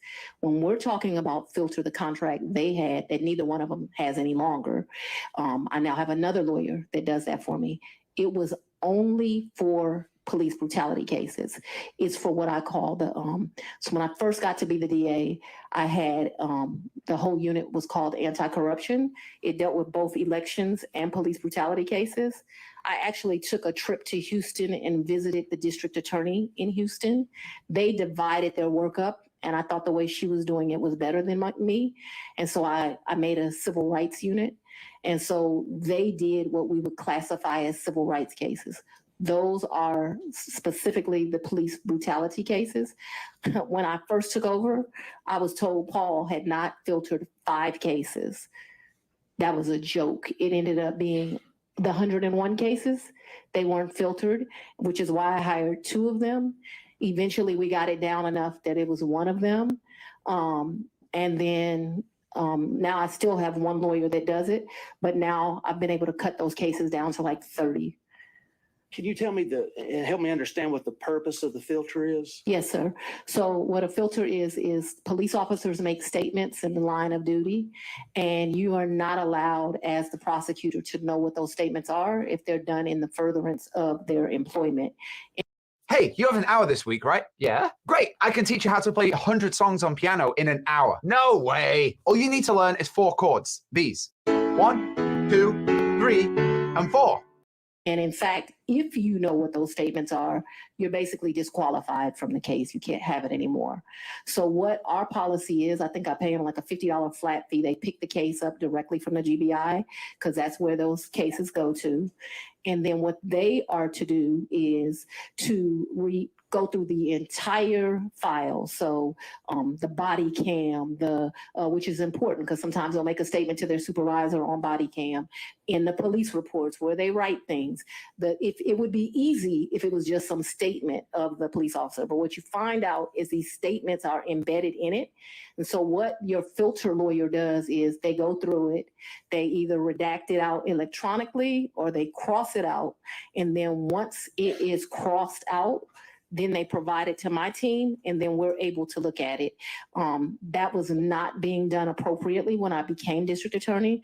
I thought that it had only been, so Mr. Howard had some Chinese wall thing that I didn't think worked at all, where allegedly those cases were properly redacted. That ended up being a joke. And so the 5 cases really turned into, I'm not gonna say all 101, but a vast majority. That is the work that Mr. Bradley and Mr. Campbell did for me. They did a really good job. All of those cases that we originally came with, they're done. Those cases they're not just done for Mr. Bradley and Mr. Campbell, they're done through my office. But obviously life is not stagnant. There have been new police cases. I do have a lawyer that is doing that work now. That doesn't work for me. That's same kind of deal. I have another lawyer that does filtering for this case, completely separate. So in the same private office, you had a filter contract, then you had somebody else handling first appearances and so forth, and then you had a special prosecutor. Is that correct?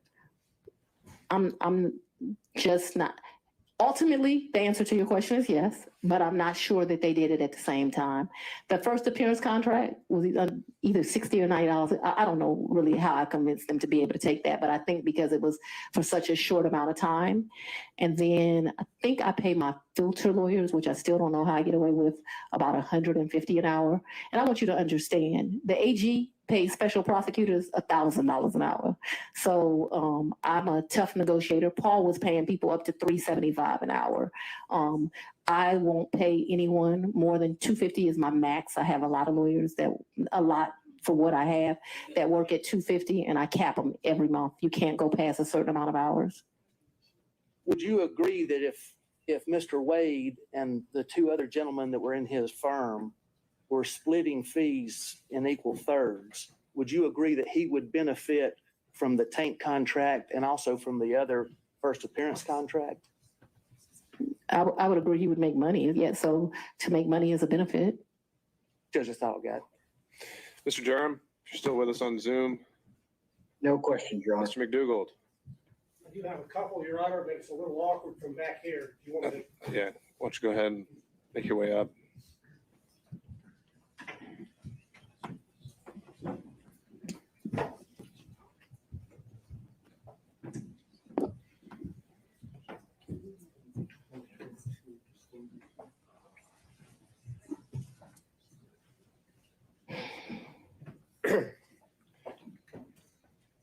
Good afternoon, Ms. Willis. How you doing? I'm very well. How are you, Mr. McDougall? I think this is our first in-person meeting, correct? Second. Second? Well, I apologize for not remembering you more clear. That's quite all right. I'm referring now to exhibit number 21. Yes, sir. Which was your financial disclosure form for 2022. Yes. Recordings just got better. Hey, it's Dana from StreamYard. I'm so excited to announce that Sir. And it has a question which requires you to disclose any gifts or favors from a single prohibited source in the aggregate amount of $100 or more. Do you see that? I don't, but I believe you. It would be on page 2 in the middle, paragraph number 3. Yes. And what is your understanding of a prohibited source for purposes of this form? I believe there's some classification of somebody you like don't have a personal relationship with that gives you $100. All right, if you look under there at subparagraph 2, Romanet 2, it defines it as someone that you know or should know is seeking to do or is doing business with the county, correct? Yes, but yes. That includes Mr. Wade as of the date you filled out this form, correct? Yes, but he never gave me a gift of $100 or more. The only thing that I would say maybe went over that, but I don't think it ever did, is if we went to dinner and my meal was $100, but I don't think I've ever eaten $100 worth of food at a restaurant, because I would not pay him back if we went to lunch or went to dinner. But trips, I paid him back for. You know, I never thought about the money until y'all brought it up. And I would be less than honest that says I was giving him the money back because I was the district attorney. I didn't take gifts from him for a lot of personal reasons. Anyway, I did not take gifts from him. And so your reason for not disclosing any gifts from Mr. Wade on exhibit number 21 is that the aggregate amount on a net basis was less than $100 in the year 2022. Is that correct? I did not accept a gift of him of more than $100 in 2022. The one exception to that, because I want us to be clear, is we probably went out to eat multiple times in the year. If you're considering eating a meal, you know, because we went out multiple times, that probably went to the level of more than $100. But if we're doing tit for tat like that, I probably paid for as many meals as he paid for. And so I did not receive any gifts from him. The question on the form I understand the The question. aggregate in excess of $100, and your testimony is that you did Mr. not McDougal. receive in the aggregate more than $100. All right, Mr. McDougal, you can sit down now. I don't believe she answered that question, Your Honor. She answered as to specific individual gifts. And you're not listening to my answer either, so we're done. Very well. Okay, Mr. Rice, No further questions. Mr. Gillen.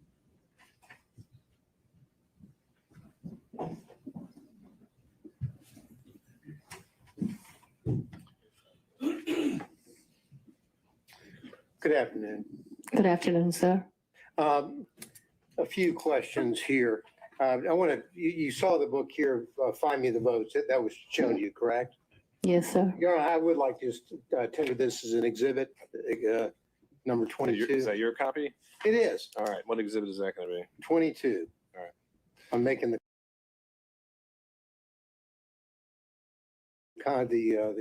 Is that evidentiary contribution here.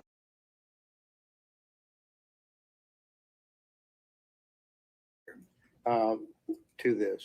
Now, well, I guess Says he- you're tendering it. Is it with position of the state? I'm going to object this to the relevance at this point. There's no relevance at this point. Mr. Gillen, are you using this to confront her with prior statements? Yes, Your Honor. And statements that she made concerning her financial situation and laying the foundation for that, and that she gave these interviews to the authors. And so this would document that, and we ask her, get this in the record, ask her questions about it. Well, we could mark it for impeachment purposes. I'm a little wary of entering an entire 300. Consider that New Year's resolutions are not the answer for you this year. You need real solutions, and therapy can help with that. As a therapist, I see the same pattern happen again and again at the same time every year. January rolls around, gyms fill up, diets begin, new planners are cracked open, and resolutions for change and growth echo everywhere. You made a New Year's resolution you're really going to stick to this time, but along the way, Page book, because I don't know exactly what every single line, if it would pass hearsay or relevance or et cetera, but I don't think it needs to be admitted as an actual evidence for the record for you to do what you need to do with it. So, Well, Your Honor, I understand. I just would. it's marked as again- exhibit 22, and we'll move from there. Thank you, Your Honor. Now, you were asked a little bit about this book before, correct? I think Mrs. Merchant Ms. Merchant did. asked me some questions, yes. And you gave about 6 interviews to the authors of this book in the sit down? No, sir. You didn't? And No. Was it? She answered how many interviews she gave in her opinion. How many, in your opinion, do you believe you gave, and how long did they last? 2 to 3, maybe 20, 30 minutes. So your testimony is at most, you think that you gave maybe an hour to an hour and a half's interview to the authors of this book? Oh, you mean in total? In total, yeah. Maybe, yeah. Anywhere between, definitely not more than 2-ish hours. Okay, but you also were telling, when they were, the title of the book, of course, is A Hard-Charging Georgia Prosecutor, a Rogue President, and the Plot to Steal American Election. You've seen that. hadn't- I- Why is the title of the book relevant, sir? And I had no, And then I'm going to ask her that, whether or not that was the theme that they gave her when they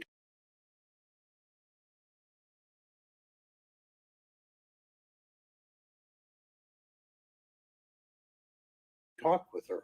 What the thing gave her? What do you mean by that? Well, because they were sat down and they told her why they were there to interview her. And why does that matter? Well, I think it matters because it shows, but they want her to give her version of what her life story is. This is almost a life story of her.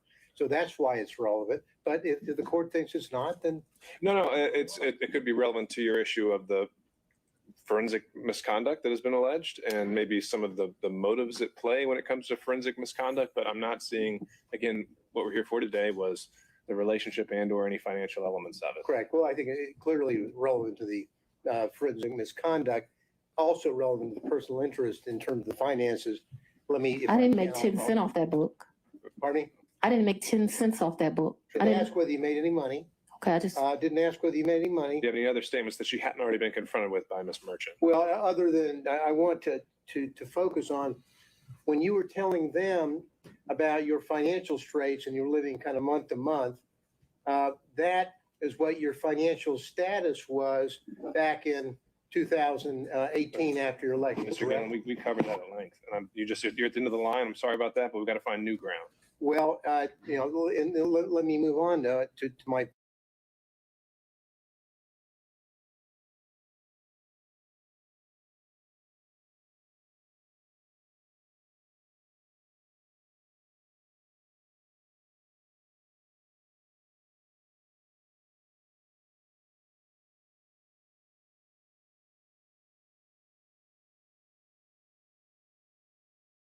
point here.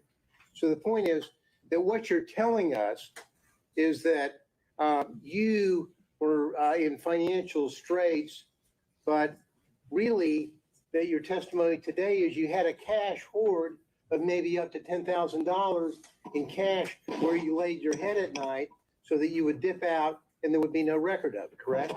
That's not what I'm telling you, sir. That's not at all what I'm telling you. What I'm telling you is that throughout the course of my life, I have always kept cash in my house. That cash has ranged from times, my father would probably be ashamed of this because he would say it should be more, but that cash at times has ranged from $500 to maybe $9,000. And he would be like, that is not what I told you to do. I've always had that amount of money. What I've told you is that when I travel, you do better negotiating when you travel if you have. Have you been suffering from the after effects of a car crash? The good news is you're still entitled to a 5 or 6-figure settlement if it happened within the past 2 years. Just click on the link around this video to discover how much you're entitled to. Fill out a free cash. You go get the cab. They say, oh, we're going to charge you $300 for the day. Well, I got American cash. Will you take it for $150? And so it's my practice to take money when I travel. We're not talking about a whole lot of money. We're going to the Bahamas. $1,500 in cash is in my pocket, or at the most $2,500. Belize was actually probably the most money I've ever taken. And it was taken because it was a big deal. My 50th birthday sucked. His 50th birthday, it sucked. It was terrible. No. Your Honor, And I'd so like to get back to some questions here. I'm trying to answer it. The I think narrative. it would help if we. So let's move to the specific yes or no's here. Have you told us today that you would keep a cash hoard in your residence up to about $9,000? Yes or no? And throughout the course of my adult life. And so let's even be more specific than that. Probably from the time. Your Honor, I'm only asking for yes or no rather than. But we have already covered this, so I But yeah, need to but get I'm to that trying to point. move- I'm I know trying you're to laying the move forward foundation, but other it's already been laid. So Yes. The filibuster is here. I'm trying to move through the filibuster. Yeah, but we're not talking about a lot of, and so it could be 2,000, it could be 1,500, it could be 7,500. It just depends on what you're doing at that time. What I'm telling you is when I traveled, I took cash. I find that when you travel, especially to foreign countries, the American dollar does well, and it's good to have cash. You can negotiate with the taxi driver, with the jet skis, and it's not a lot of money we're talking about. Your Honor. Okay, we understood, need Ms. to- Willis. we need Let's to get cut to- off the let's get to a narrative. question, Mr. Gill. And so you have cash in your house, but you had a lien, a tax lien on your property. Is that right? I don't believe I had a tax lien on my You property. didn't have a tax lien on your property. You gotta talk up louder, Mr. Hunt. Okay, we already covered that, Mr. Gillen. I need new ground here. I'm asking the question. I'm trying to figure out how someone can have a tax lien. Then ask that question. But not use the money that they allegedly said they have. Well, I think Ms. Merchant asked that exact same question. She said you didn't use the money to pay your tax lien. So what's your question that's new? So I was going to build on that to say. No more building. It's already built. All right. It's the same way you pay a bill. So just put the top on it if you need to, It's the okay? same way you owe a bill and go shopping. Well, now, have you ever used, did you say earlier that you used Cash App? When I would pay Robin Bryant, I used Cash App. What is Cash App for the record? I don't need to know that for the record. Let's keep going. Well, so if you're paying Robin with Cash App, why aren't you allegedly paying Mr.? There's no alleged here. Why aren't you paying allegedly Mr. Wade with Cash App? I don't think Mr. Wade does Cash App. Did you ask him? I think he's told me he doesn't do Cash App. Okay, so that's the reason why you didn't use Cash App. He's sitting next to me. I hand him the money. because there would be a record in Cash App of your making payments, correct? Yes, but I didn't think that I was making a record in a personal relationship. Because when you're filing your, and I know that I'm going to move into this financial statement here. You were asked just a second ago about your non-disclosure form, or your disclosure form of an Exhibit 21, where we agree that Mr. Wade is a prohibited source, correct?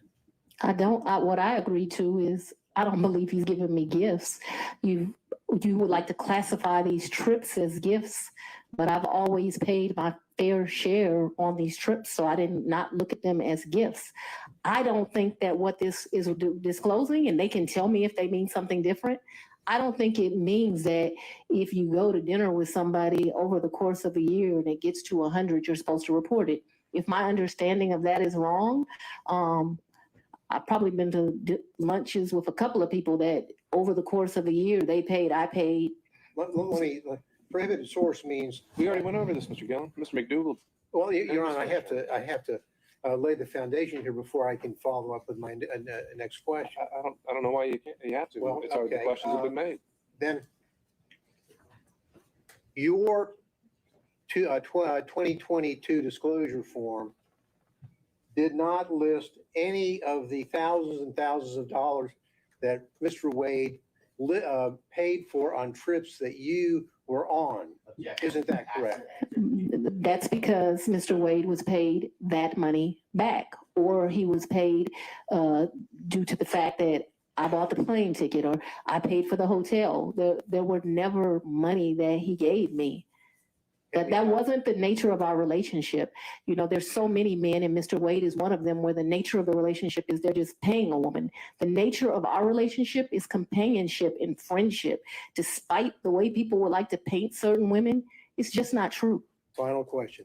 And not a single solitary documentary piece of evidence showing that you have withdrawn the cash to pay him All back. right. Thank you, Mr. Gillum. That's not accurate. Thank you. Okay, Mr. McCullough, on behalf of Mr. Floyd. All right, and Mr. Cromwell on behalf of Ms. Latham.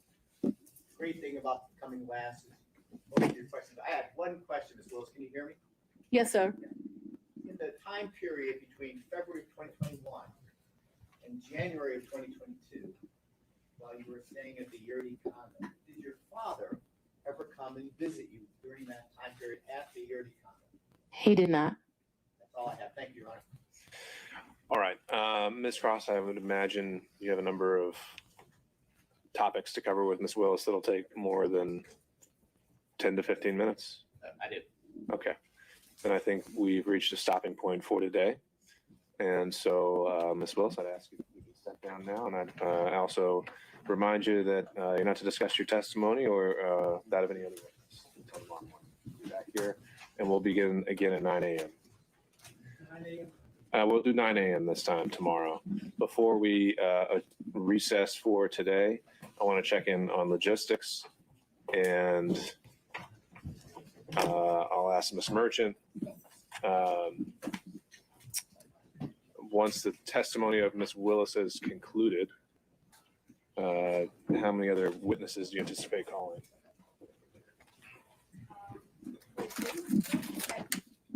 And then we subpoenaed both the records, but state objected. We can handle that now. Ms. Willis, you can step down. You're done for the day.